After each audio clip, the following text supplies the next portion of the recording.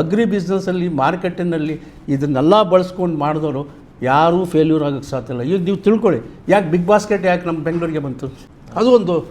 ಆಮೇಲೆ Amazon it's a US based company, why it has come to Bangalore?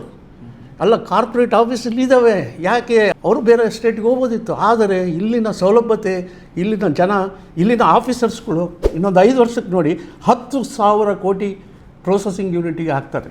ಇದು agriculture ಡಿಪಾರ್ಟ್ಮೆಂಟಿಂದ commitment ಆಗಿರುತ್ತೆ, ಮಾಡೇ ಮಾಡ್ತಾರೆ. ನಾವು ಬೇಕಾದ್ರೆ we can become a global leader ಆಗ್ಬೋದು. You are also one of the stakeholder ಆಗ್ಬೋದು. ಭಾಳ ಅವಕಾಶಗಳಿದ್ದಾವೆ. ಬನ್ನಿ, ಮುಂದೆ ಬನ್ನಿ ಎಂಟ್ರಪ್ರಿನರ್. ಇದರಲ್ಲಿ ಕಾಲಿಟ್ಟ ಜನ ಯಾರೂ ಫೇಲ್ಯೂರ್ ಆಗಿಲ್ಲ, ಫೇಲ್ಯೂರ್ ಆಗೋದಿಲ್ಲ.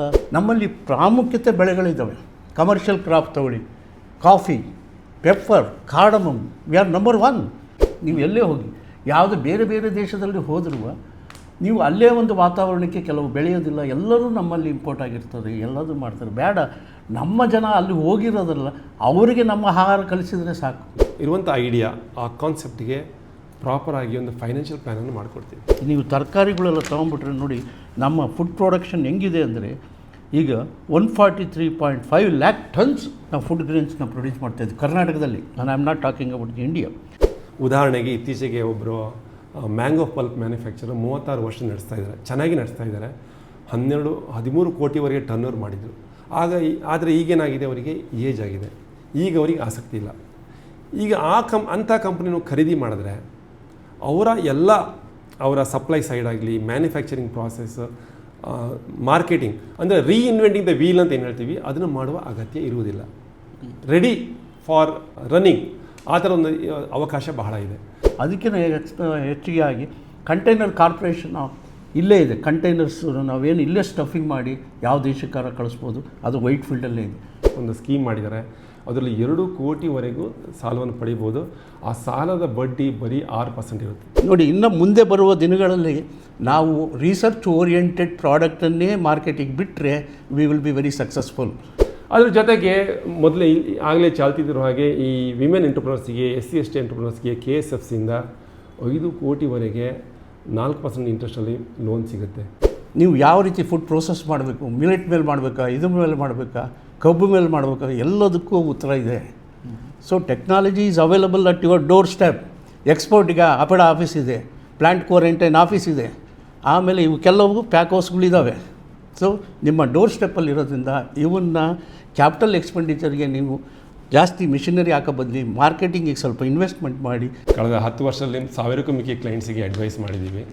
ನಮ್ಮಲ್ಲಿ ಅವರಿಗೆ ಕಂಪ್ಲೀಟ್ ಸೊಲ್ಯೂಷನ್ ನಾವು ಮಾಡಿಕೊಳ್ಳಲಿಕ್ಕೆ ಸಾಧ್ಯ ಇದೆ. ನಾವು ಎಕ್ಸ್ಪೋರ್ಟ್ ಆಗಬೇಕು ಅಂದರೆ ಒಂದು ಸರ್ಟಿಫಿಕೇಷನ್, ಈ ಥರದಲ್ಲಿ ತೊಡಗಿಸ್ಕೊಂಡು ಸುಮಾರು ಒಂದು 10,000-20,000 ಜನ ರೈತರನ್ನ ಆರ್ಗ್ಯಾನಿಕ್ ಫಾರ್ಮಿಂಗ್ ಮಾಡಿಸಿ ಅದ್ರಿಗೆ ಮಾರುಕಟ್ಟೆಯನ್ನು ಕಲ್ಪಿಸಿದ್ದೀನಿ. ಬೇಕಾದಷ್ಟಿದೆ. ಕಾರ್ಡಮಮ್ ಇದೆ, ಪೆಪ್ಪರ್ ಇದೆ, ಬಾಳೆಹಣ್ಣಿದೆ, ಮ್ಯಾಂಗೋ ಇದೆ, ಮಿಲ್ಕ್ ಇದೆ, ಶಿಪ್ ಇದೆ.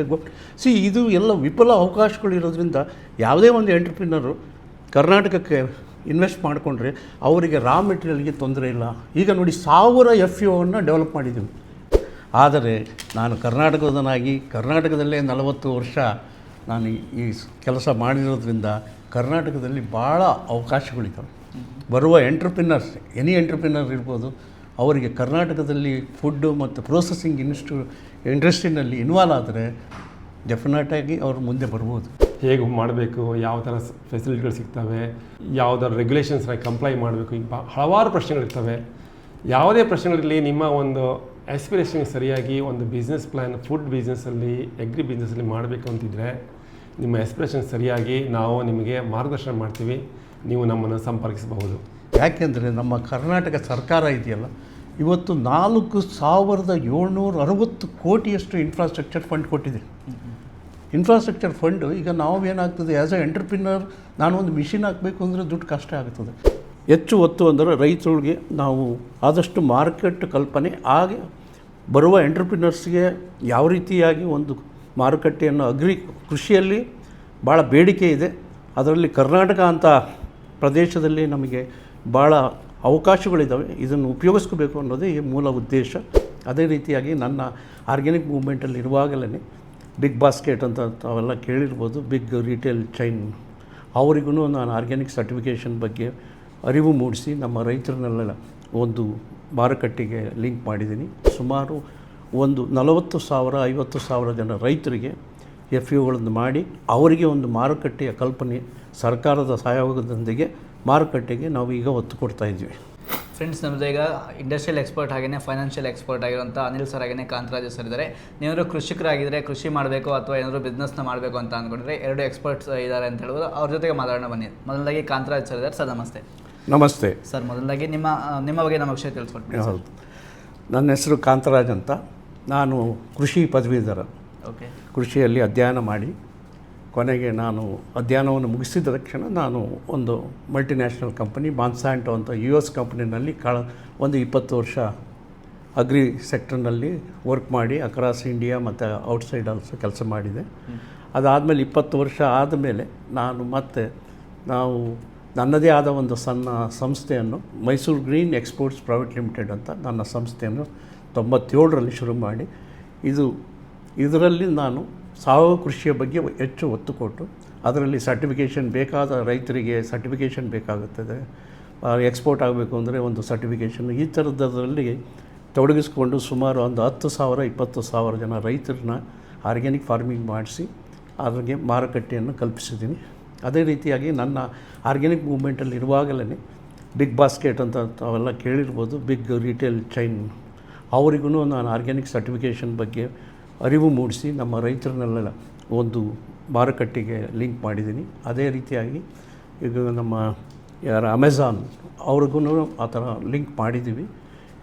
ಆಮೇಲೆ ಅದಾದ ಮೇಲೆ ಕಳೆದ 5 ವರ್ಷಗಳಿಂದ ನನ್ನ ಕಂಪನಿಯನ್ನು ನನ್ನ ಗ್ರೋತ್ಗೋಸ್ಕರ ನಾನು LTG ಅಂತ ಒಂದು ಇನ್ಫ್ರಾಸ್ಟ್ರಕ್ಚರ್ ಕಂಪ್ನಿಯವರ ಜೊತೆಗೆ ನಾನು ಮರ್ಜ್ ಮಾಡಿಕೊಂಡೆ. ಯಾಕೆಂದರೆ ನನ್ನ base I was single person. ಅವರ ಜೊತೆಗೆ ನಾನು ಅವ್ರಿಂದ ಮರ್ಜ್ ಮಾಡಿಕೊಂಡು ಅವ್ರ ಕಡೆಯಿಂದ ನಾವು ಮತ್ತೆ FEO ಪ್ರಾಜೆಕ್ಟ್ ಕರ್ನಾಟಕದಲ್ಲಿ ಫಾರ್ಮರ್ಸ್ ಪ್ರೊಡ್ಯೂಸರ್ ಆರ್ಗನೈಸೇಷನ್ ಅಂತ ಅಕ್ರಾಸ್ ಇಂಡಿಯಾ 15,000 FEO ಮಾಡಬೇಕು ಅಂತ ಯಾವಾಗ ಗೌರ್ಮೆಂಟ್ನವ್ರು ಅಂದ್ಕೊಂಡಾಗ ಆ ಪ್ರಾಜೆಕ್ಟಲ್ಲೂ ನಾವು ಇನ್ವಾಲ್ವ್ ಆಗಿ ಕರ್ನಾಟಕದಲ್ಲಿ ಒಂದು 40 FEO, ಆಂಧ್ರದಲ್ಲಿ 10, ಆಮೇಲೆ ಜಾರ್ಖಂಡು, ಆಮೇಲೆ UPನಲ್ಲೆಲ್ಲ ಈ ಪ್ರಾಜೆಕ್ಟ್ಗಳನ್ನು ಮಾಡಿ ಸುಮಾರು ಒಂದು 40,000 50,000 ಜನ ರೈತರಿಗೆ FEOಗಳನ್ನು ಮಾಡಿ ಅವರಿಗೆ ಒಂದು ಮಾರುಕಟ್ಟೆಯ ಕಲ್ಪನೆ ಸರ್ಕಾರದ ಸಹಯೋಗದೊಂದಿಗೆ ಮಾರುಕಟ್ಟೆಗೆ ನಾವು ಈಗ ಒತ್ತು ಕೊಡ್ತಾ ಇದ್ವಿ. ಹೆಚ್ಚು ಒತ್ತು ಅಂದರೆ ರೈತರಿಗೆ ನಾವು ಆದಷ್ಟು ಮಾರ್ಕೆಟ್ ಕಲ್ಪನೆ ಹಾಗೆ ಬರುವ ಎಂಟ್ರಪ್ರಿನರ್ಸ್ಗೆ ಯಾವ ರೀತಿಯಾಗಿ ಒಂದು ಮಾರುಕಟ್ಟೆಯನ್ನು ಕೃಷಿಯಲ್ಲಿ ಭಾಳ ಬೇಡಿಕೆ ಇದೆ. ಅದರಲ್ಲಿ ಕರ್ನಾಟಕ ಅಂತ ಪ್ರದೇಶದಲ್ಲಿ ನಮಗೆ ಭಾಳ ಅವಕಾಶಗಳಿದ್ದಾವೆ, ಇದನ್ನು ಉಪಯೋಗಿಸ್ಕೋಬೇಕು ಅನ್ನೋದೇ ಈ ಮೂಲ ಉದ್ದೇಶ. ಸರ್, ಈಗ ಅನಿಲ್ ಸರ್ ನಿಮ್ಮ ಬಗ್ಗೆ ನಮ್ಮ ವಿಷಯ ತಿಳಿಸ್ಕೊಟ್ಬಿಡಿ ಸರ್. ನನ್ನ ಹೆಸರು ಅನಿಲ್ ಕುಮಾರ್ ಶೆಟ್ಟಿ. ನಾನು ಮೂಲತಃ ಬ್ಯಾಂಕ್ ಉದ್ಯೋಗಿ. ನಾನು 2 ದಶಕಗಳ ಕಾಲ ಬ್ಯಾಂಕ್ನಲ್ಲಿ ಕೆಲಸ ಮಾಡಿ ಆಮೇಲೆ ನನ್ನದೇ ಆದ ಸ್ವಂತ ಒಂದು ಕನ್ಸಲ್ಟಿಂಗ್ ಕಂಪ್ನಿ ನಾನು ಮಾಡಿದ್ದೀನಿ ಬೆಂಗಳೂರಲ್ಲಿ, SME ಅಡ್ವೈಸರ್ಸ್ ಅಂತ. ಕಳೆದ 10 ವರ್ಷದಲ್ಲಿ 1000ಕ್ಕೂ ಮಿಕ್ಕಿ ಕ್ಲೈಂಟ್ಸಿಗೆ ಅಡ್ವೈಸ್ ಮಾಡಿದ್ದೀವಿ. ನಮ್ಮ ಕನ್ಸಲ್ಟಿಂಗ್ನ ಸ್ಪೆಷಲೈಸೇಷನ್ ಅಂದರೆ ರಿಸರ್ಚ್ ಓರಿಯೆಂಟೆಡ್ ಸೊಲ್ಯೂಷನ್. ಅಂದರೆ ಒಬ್ಬ ಕ್ಲೈಂಟ್ ಬಂದರೆ ಅವರ ಆ ಒಂದು ಕಾಂಟೆಕ್ಸ್ಟ್ಗೆ, ಅವರ ಒಂದು ಚಾಲೆಂಜಿಗೆ ಒಂದು ಸೊಲ್ಯೂಷನನ್ನು ಹುಡುಕಿ ಸ್ಟ್ರಕ್ಚರಿಂಗ್ ಮಾಡೋದು ನಮ್ಮ ಕನ್ಸಲ್ಟಿಂಗ್ ಸ್ಪೆಷಲೈಸೇಷನ್. ಸ್ಟಾರ್ಟಪ್ಗಾಗಲಿ, ಗ್ರೋತ್ ಸ್ಟೇಜ್ ಆಗಲಿ, ಡಿಸ್ಟ್ರೆಸ್ಸಲ್ಲಿ ಇದ್ರೂ ಸಹ, ಹಾಗೆ ಎಕ್ಸಿಟ್ ಅಂದರೆ ರಿಟೈರ್ಮೆಂಟ್ ಫ್ರಮ್ ಬಿಸ್ನೆಸ್, ಇದೆಲ್ಲ ಹೋಲ್ ಲೈಫ್ ಸೈಕಲ್ ಅಂತ ಏನಿರುತ್ತೆ ಒಂದು ಉದ್ಯಮಕ್ಕೆ, ಆ ಲೈಫ್ ಸೈಕಲ್ಗೆ ನಾವು ಕನ್ಸಲ್ಟಿಂಗ್ ಸೊಲ್ಯೂಷನ್ ನಾವು ಕೊಡ್ತಾಯಿದ್ದೀವಿ. ಇವತ್ತಿನ ಈ ಒಂದು ಸಂಚಿಕೆಯಲ್ಲಿ ನಮ್ಮ ಉದ್ದೇಶ ಏನಂದರೆ ಕ್ರಿಯೇಟಿಂಗ್ ಅವೇರ್ನೆಸ್. ಕರ್ನಾಟಕದಲ್ಲಿರುವಂಥ ಫುಡ್ ಮತ್ತು ಎಗ್ರಿ ಬಿಸ್ನೆಸ್ಗಿರುವಂಥ ಅವಕಾಶಗಳ ಬಗ್ಗೆ ಚರ್ಚೆ ಮಾಡ್ತೀವಿ. ಎರಡನೇದಾಗಿ ಕೆಲವೊಂದು ಸರ್ಕಾರಿ ಸ್ಕೀಮ್ಗಳ ಬಗ್ಗೆ ಕಿರು ಪರಿಚಯ ಮಾಡಿಕೊಳ್ಳುವಂಥ ಪ್ರಯತ್ನವನ್ನು ನಾವು ಮಾಡ್ತೀವಿ. ಅದೆಲ್ಲ ಫುಡ್ ಮತ್ತು ಎಗ್ರಿ ಬಿಸ್ನೆಸ್ ಸಂಬಂಧಪಟ್ಟಿದ್ದು. ಹಾಗೆ ಯಾರೋ ಒಬ್ಬರು ಬಿಸ್ನೆಸ್ಸನ್ನು ಶುರು ಮಾಡುವಾಗ ಅವರು ಅನುಸರಿಸಬೇಕಾದ ವಿಚಾರದಲ್ಲಿ ಕೆಲವೊಂದು ಮಾರ್ಗಸೂಚಿಗಳನ್ನು ನಾವು ಇವತ್ತು ಕೊಡುವುದಕ್ಕೆ ಪ್ರಯತ್ನ ಮಾಡ್ತೀವಿ.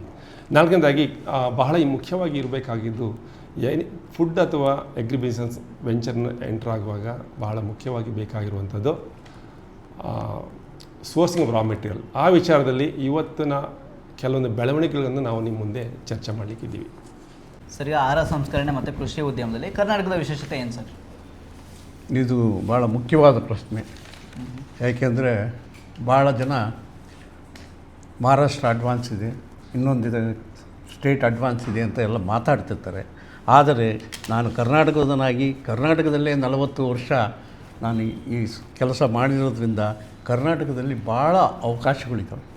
ಬರುವ ಎಂಟ್ರಪ್ರಿನರ್ಸ್, ಎನಿ ಎಂಟ್ರಪ್ರಿನರ್ ಇರ್ಬೋದು, ಅವರಿಗೆ ಕರ್ನಾಟಕದಲ್ಲಿ ಫುಡ್ಡು ಮತ್ತು ಪ್ರೊಸೆಸಿಂಗ್ ಇಂಡಸ್ಟ್ರಿನಲ್ಲಿ ಇನ್ವಾಲ್ವ್ ಆದರೆ ಡೆಫಿನೆಟಾಗಿ ಅವರು ಮುಂದೆ ಬರ್ಬೋದು. ಯಾಕೆಂದರೆ ನಮ್ಮ ಕರ್ನಾಟಕ ಸರ್ಕಾರ ಇದೆಯಲ್ಲ, ಇವತ್ತು 4760 ಕೋಟಿಯಷ್ಟು ಇನ್ಫ್ರಾಸ್ಟ್ರಕ್ಚರ್ ಫಂಡ್ ಕೊಟ್ಟಿದೆ. ಇನ್ಫ್ರಾಸ್ಟ್ರಕ್ಚರ್ ಫಂಡು ಈಗ ನಾವು ಏನಾಗ್ತದೆ, ಆ್ಯಸ್ ಎ ಎಂಟ್ರಪ್ರಿನರ್ ನಾನು ಒಂದು ಮಿಷಿನ್ ಹಾಕಬೇಕು ಅಂದರೆ ದುಡ್ಡು ಕಷ್ಟ ಆಗ್ತದೆ. ಆದರೆ ಸರ್ಕಾರದ ಸೌಲಭ್ಯತೆ ಆಲ್ರೆಡಿ 4760 ಅಷ್ಟು ಸರ್ಕಾರ ಇನ್ವೆಸ್ಟ್ ಮಾಡಿ ಸುಮಾರು ಬೆಳವಣಿಗೆಗಳಾಗಿದ್ದಾವೆ. FEO ಕೊಟ್ಟಿರ್ಬೋದು, ಎಂಟ್ರಪ್ರಿನರಿಗೆ ಕೊಟ್ಟಿರ್ಬೋದು, ಈ ಥರದ್ದೆಲ್ಲ ಭಾಳ ಅವಕಾಶ. ಅದಕ್ಕಿಂತ ಮುಖ್ಯವಾಗಿ ನಮ್ಮಲ್ಲಿ ಪ್ರಾಮುಖ್ಯತೆ ಬೆಳೆಗಳಿದ್ದಾವೆ. ಕಮರ್ಷಿಯಲ್ ಕ್ರಾಪ್ ತಗೊಳ್ಳಿ, coffee, pepper, cardamom, we are number 1. Highest revenue model is coffee cup, ಅದರಲ್ಲೆಲ್ಲ ಬರ್ತದೆ. ನಾವು ಗ್ಲೋಬಲ್ ಮಾರ್ಕೆಟಲ್ಲಿದ್ದೀವಿ, ಪೆಪ್ಪರ್ನಲ್ಲಿ ಗ್ಲೋಬಲ್ ಮಾರ್ಕೆಟಲ್ಲಿದ್ದೀವಿ. ಈ ಥರ availability of the raw material. ಆಮೇಲೆ ಮಿಲೆಟ್ಸ್, ಈಗ ಎಲ್ಲರಿಗೂ ನೀವು ತೊಗೊಂಡ್ರೆ ಎಲ್ಲರೂ ಮಿಲೆಟ್ ಬಗ್ಗೆ ಮಾತಾಡ್ತೀರ, ಆದರೆ ಕರ್ನಾಟಕದಲ್ಲಿ ಭಾಳ ಅವಕಾಶಗಳಿದ್ದಾವೆ. ಇದಕ್ಕೂ ಸರ್ಕಾರ ಕಳೆದ 5 ವರ್ಷದಿಂದ ಅದಕ್ಕೆ ಮಿಲೆಟ್ ಮೇಳಗಳನ್ನೇ ಮಾಡ್ತಾಯಿದೆ. ಅದಕ್ಕೆ ಪ್ರೊಸೆಸಿಂಗ್ ಇಂಡಸ್ಟ್ರಿಗೆ ಎನ್ಕರೇಜ್ ಕೊಡ್ತಾ ಇದೆ. ಈ ಒಂದು ಅವಕಾಶ ಇರೋದ್ರಿಂದ ನಾವು ಎಲ್ಲರಿಗೂ ಹೈ ಟೆಕ್ನಾಲಜಿ, ಆಮೇಲೆ ಹೈಟೆಕ್ ಅಗ್ರಿಗೆ ಸಹ ಇದನ್ನು ಕೊಟ್ಟಿದ್ದಾರೆ ಸರ್ಕಾರ. ಹೈಟೆಕ್ ಅಂದರೆ ಏನು?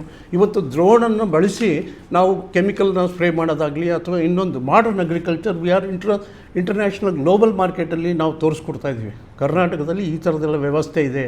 ಪ್ಯಾಡಿ ಟ್ರಾನ್ಸ್ಪ್ಲಾಂಟಿಂಗ್ ಇರ್ಬೋದು, ಮೆಷಿನ್ ಟ್ರಾನ್ಸ್ಪ್ಲಾಂಟಿಂಗ್ ಇರ್ಬೋದು, ಗ್ರೀನ್ ಹೌಸಸ್ ಇರ್ಬೋದು, ಈ ಥರದ್ದೆಲ್ಲ ಭಾಳ ಡೆವಲಪ್ ಆಗಿದೆ. ಆರ್ಟಿಕಲ್ಚರಲ್ ಕ್ರಾಪ್ಸ್ ತೊಗೊಂಡ್ರೆ ಬೇಕಾದಷ್ಟಿದೆ. ಕಾರ್ಡಮಮ್ ಇದೆ, ಪೆಪ್ಪರ್ ಇದೆ, ಬಾಳೆಹಣ್ಣಿದೆ, ಮ್ಯಾಂಗೋ ಇದೆ, ಮಿಲ್ಕ್ ಇದೆ, ಶಿಪ್ ಇದೆ. ಇದು ಎಲ್ಲ ವಿಪುಲ ಅವಕಾಶಗಳಿರೋದ್ರಿಂದ ಯಾವುದೇ ಒಂದು ಎಂಟ್ರಪ್ರಿನರು ಕರ್ನಾಟಕಕ್ಕೆ ಇನ್ವೆಸ್ಟ್ ಮಾಡಿಕೊಂಡ್ರೆ ಅವರಿಗೆ ರಾ ಮೆಟೀರಿಯಲ್ಗೆ ತೊಂದರೆ ಇಲ್ಲ. ಈಗ ನೋಡಿ 1000 FEOವನ್ನು ಡೆವಲಪ್ ಮಾಡಿದ್ದೀವಿ. ಕರ್ನಾಟಕ ಗೌರ್ಮೆಂಟು ಕಳೆದ 5 ವರ್ಷದಿಂದ 1000 FEO ಅಂದರೆ ಒಂದು FEOದಲ್ಲಿ ಮಿನಿಮಮ್ 1500 ಜನ ಇರ್ತಾರೆ, 2000 ಜನ ರೈತರಿರ್ತಾರೆ. 2000 ಜನ ರೈತರು ಅಂದರೆ 5 ಎಕರೆ ಇರ್ಬೋದು, 2 ಎಕರೆ ಇರ್ಬೋದು. ಅಲ್ಲಿಗೆ ಎಷ್ಟಾಯಿತು? ಆಲ್ಮೋಸ್ಟ್ 2 ಲಕ್ಷ ಜನ FEOಗಳಿದ್ದಾರೆ ಫಾರ್ಮೇಷನ್. ಅವರಿಗೆ ಸರ್ಕಾರ ಸೌಲಭ್ಯತೆಯನ್ನು ಕೊಡುತ್ತದೆ. ನಾವು ಅಲ್ಲಲ್ಲೇ ಯೂನಿಟ್ ಹಾಕ್ಬೋದು, ಸ್ಮಾಲ್ ಯೂನಿಟ್ ಹಾಕಿರ್ತಾರೆ, ಅಲ್ಲಿಂದ ಪ್ರೋಸೆಸ್ ಮಾಡ್ಕೊಳ್ಳಿ. ದೊಡ್ಡ ಯೂನಿಟ್ ಹಾಕಿ ಇದಾಗೋದು ಬೇಡ. ಪ್ರಾಡಕ್ಟ್ ಎಲ್ಲಿದೆಯೋ ಅಲ್ಲೇ ಯೂನಿಟ್ಗಳಿದ್ದಾವೆ. ಈಗ ಪೆಪ್ಪರ್ ಡ್ರೈಯಿಂಗ್ ಇರ್ಬೋದು, ಪೆಪ್ಪರ್ ಪ್ರೊಸೆಸಿಂಗ್ ಯೂನಿಟ್ ಇರ್ಬೋದು, ಕಾಫಿ ಡ್ರೈಯಿಂಗ್ ಇರ್ಬೋದು, ಅರೇಕ ಬಗ್ಗೆನೂ ಅಷ್ಟೇ. ಅರೇಕ ನಟ್ ಇರ್ಬೋದು, ಕೋಕೋನಟ್ ಇರ್ಬೋದು. ಇದೆಲ್ಲದೂ ಸಣ್ಣ ಮಿಷಿನ್ಗಳನ್ನ ಅಲ್ಲೇ ಹಾಕಿ ಈ ಪ್ರೊಸೆಸಿಂಗ್ ಯೂನಿಟ್ ಇರೋದ್ರಿಂದ ಮಾರುಕಟ್ಟೆಯಲ್ಲಿ ಯಾರು ಆಸಕ್ತಿ ಇದ್ದಾರೋ, ಅಗ್ರಿ ಬಿಸ್ನೆಸ್ಸಲ್ಲಿ ಮಾರುಕಟ್ಟೆಯಲ್ಲಿ ಇದನ್ನೆಲ್ಲ ಬಳಸ್ಕೊಂಡು ಮಾಡಿದವರು ಯಾರೂ ಫೇಲ್ಯೂರ್ ಆಗೋಕ್ಕೆ ಸಾಧ್ಯ ಇಲ್ಲ. ಈಗ ನೀವು ತಿಳ್ಕೊಳ್ಳಿ, ಯಾಕೆ ಬಿಗ್ ಬಾಸ್ಕೆಟ್ ಯಾಕೆ ನಮ್ಮ ಬೆಂಗಳೂರಿಗೆ ಬಂತು? ಅದು ಒಂದು. ಆಮೇಲೆ Amazon, it's a US based company. Why it has come to Bangalore? ಅಲ್ಲ, ಕಾರ್ಪೊರೇಟ್ ಆಫೀಸ್ ಇಲ್ಲಿದ್ದಾವೆ. ಯಾಕೆ ಅವ್ರಿಗೆ ಇಲ್ಲಿನ ಅವರು ಬೇರೆ ಸ್ಟೇಟ್ಗೆ ಹೋಗ್ಬೋದಿತ್ತು. ಆದರೆ ಇಲ್ಲಿನ ಸೌಲಭ್ಯತೆ, ಇಲ್ಲಿನ ಜನ, ಇಲ್ಲಿನ ಆಫೀಸರ್ಸ್ಗಳು ಎಷ್ಟು ಆನೆಸ್ಟಾಗಿ ಕೆಲಸ ಮಾಡ್ತಾಯಿದ್ದಾರೆ ಅಂದರೆ ಇವೆಲ್ಲ ಕಾರಣ. ಇಷ್ಟು ಕೋಟಿ ಕೊಡೋದಕ್ಕೆ ಕಾರಣ. ಇನ್ನೊಂದು 5 ವರ್ಷಕ್ಕೆ ನೋಡಿ 10,000 ಕೋಟಿ ಪ್ರೊಸೆಸಿಂಗ್ ಯೂನಿಟಿಗೆ ಹಾಕ್ತಾರೆ. ಇದು ಅಗ್ರಿಕಲ್ಚರ್ ಡಿಪಾರ್ಟ್ಮೆಂಟಿಂದ ಕಮಿಟ್ಮೆಂಟ್ ಆಗಿರುತ್ತೆ, ಮಾಡೇ ಮಾಡ್ತಾರೆ. ಸೊ ಇದೆಲ್ಲದೂ ಸೌಲಭ್ಯತೆ ಇರೋದ್ರಿಂದ ನಾನು ಎಲ್ಲ ಎಂಟ್ರಪ್ರಿನರ್ಗೆ ನಾನು ಹೇಳೋದಿಷ್ಟು, ಕರ್ನಾಟಕ ಈಸ್ ಓಪನ್. ಬನ್ನಿ. ಮಿಲೆಟ್ ಇವತ್ತು ಭಾಳ ಪ್ರಪಂಚದಾದ್ಯಂತ ಬೇಡಿಕೆ ಇದೆ. ಜಪಾನಲ್ಲಿ ಬೇಡಿಕೆ ಇದೆ, ಯುರೋಪ್ನಲ್ಲಿ ಬೇಡಿಕೆ ಇದೆ. ಅವೆಲ್ಲ ಬೇಡ, ನಮ್ಮ ಇಂಡಿಯಾದಲ್ಲೇ ಬೇಡಿಕೆ ಇದೆ. ಯಾಕೆಂದರೆ ಡಯಾಬಿಟಿಕ್ಕಿಗೆ ಎಲ್ಲದೂ ಬೇಕಿದ್ದು. ಸೊ ಆಮೇಲೆ ಸೈಂಟಿಫಿಕ್ಕಾಗಿ ಹೋದರೆ ನೀವು ಎಷ್ಟು ಯೂನಿವರ್ಸಿಟಿ ಇದ್ದಾವೆ, ನಮ್ಮ ರಿಸರ್ಚ್ ನಡೀತಾ ಇದೆ. ಆಮೇಲೆ ಟಿಶ್ಯೂ ಕಲ್ಚರ್ ಲ್ಯಾಬ್ಸ್ ಇದ್ದಾವೆ. ಇವೆಲ್ಲದೂ ಇರೋದ್ರಿಂದ CFTRI, one of the world best scientific research institute in CFTRI ಮೈಸೂರಲ್ಲಿದೆ. ನೀವು ಯಾವ ರೀತಿ ಫುಡ್ ಪ್ರೋಸೆಸ್ ಮಾಡಬೇಕು, ಮಿಲೆಟ್ ಮೇಲೆ ಮಾಡಬೇಕಾ, ಇದ್ರ ಮೇಲೆ ಮಾಡಬೇಕಾ, ಕಬ್ಬು ಮೇಲೆ ಮಾಡಬೇಕಾ, ಎಲ್ಲದಕ್ಕೂ ಉತ್ತರ ಇದೆ. So technology is available at your doorstep. ಎಕ್ಸ್ಪೋರ್ಟಿಗೆ ಅಪಡ ಆಫೀಸ್ ಇದೆ, ಪ್ಲ್ಯಾಂಟ್ ಕ್ವಾರಂಟೈನ್ ಆಫೀಸ್ ಇದೆ, ಆಮೇಲೆ ಇವು ಕೆಲವು ಪ್ಯಾಕ್ ಹೌಸ್ಗಳಿದ್ದಾವೆ. ಸೊ ನಿಮ್ಮ ಡೋರ್ ಸ್ಟೆಪ್ಪಲ್ಲಿ ಇರೋದ್ರಿಂದ ಇವನ್ನ ಕ್ಯಾಪಿಟಲ್ ಎಕ್ಸ್ಪೆಂಡಿಚರ್ಗೆ ನೀವು ಜಾಸ್ತಿ ಮಿಷಿನರಿ ಹಾಕೋ ಬದಲಿ ಮಾರ್ಕೆಟಿಂಗಿಗೆ ಸ್ವಲ್ಪ ಇನ್ವೆಸ್ಟ್ಮೆಂಟ್ ಮಾಡಿ ಒಂದು ಹೊಸ ಮಾಹಿತಿ. ಆಮೇಲೆ ಇಲ್ಲಿ ನೋಡಿ, ಇನ್ನು ಮುಂದೆ ಬರುವ ದಿನಗಳಲ್ಲಿ ನಾವು ರಿಸರ್ಚ್ ಓರಿಯೆಂಟೆಡ್ ಪ್ರಾಡಕ್ಟನ್ನೇ ಮಾರ್ಕೆಟಿಗೆ ಬಿಟ್ಟರೆ we will be very successful. ಇಲ್ಲ ಅಂದರೆ again it will be A failure. So ಇಷ್ಟು ಅದಕ್ಕೋಸ್ಕರ ತಾವೆಲ್ಲ ಕರ್ನಾಟಕಕ್ಕೆ ಬನ್ನಿ, ಎಂಟ್ರಪ್ರಿನರ್ ಬನ್ನಿ. ನಾವು ಇದಕ್ಕೆ ಗೈಡ್ ಮಾಡುವ ಒಂದು ಉದ್ದೇಶ ಇಟ್ಕೊಂಡಿದ್ದೀವಿ. ಇದು ನಮ್ಮ ಒಂದು ಉದ್ದೇಶ.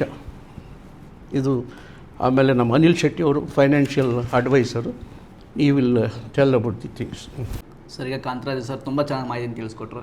ಈಗ ತುಂಬ ಜನಕ್ಕೆ ಎಂಟರ್ಪ್ರಿನರ್ಸ್ಗಳಿಗೆ ಮಾಡಬೇಕು ಅಂತ ಆಸೆ ಇರುತ್ತೆ, ಅಂಥವ್ರಿಗೆ ಗೌರ್ಮೆಂಟ್ ಕಡೆಯಿಂದ ಏನಾದರೂ ಸ್ಕೀಮ್ಸ್ಗಳು ಸಬ್ಸಿಡಿ ಏನಾದರೂ ಸಿಗುತ್ತೆ ಸರ್? ಹೇಗೆ?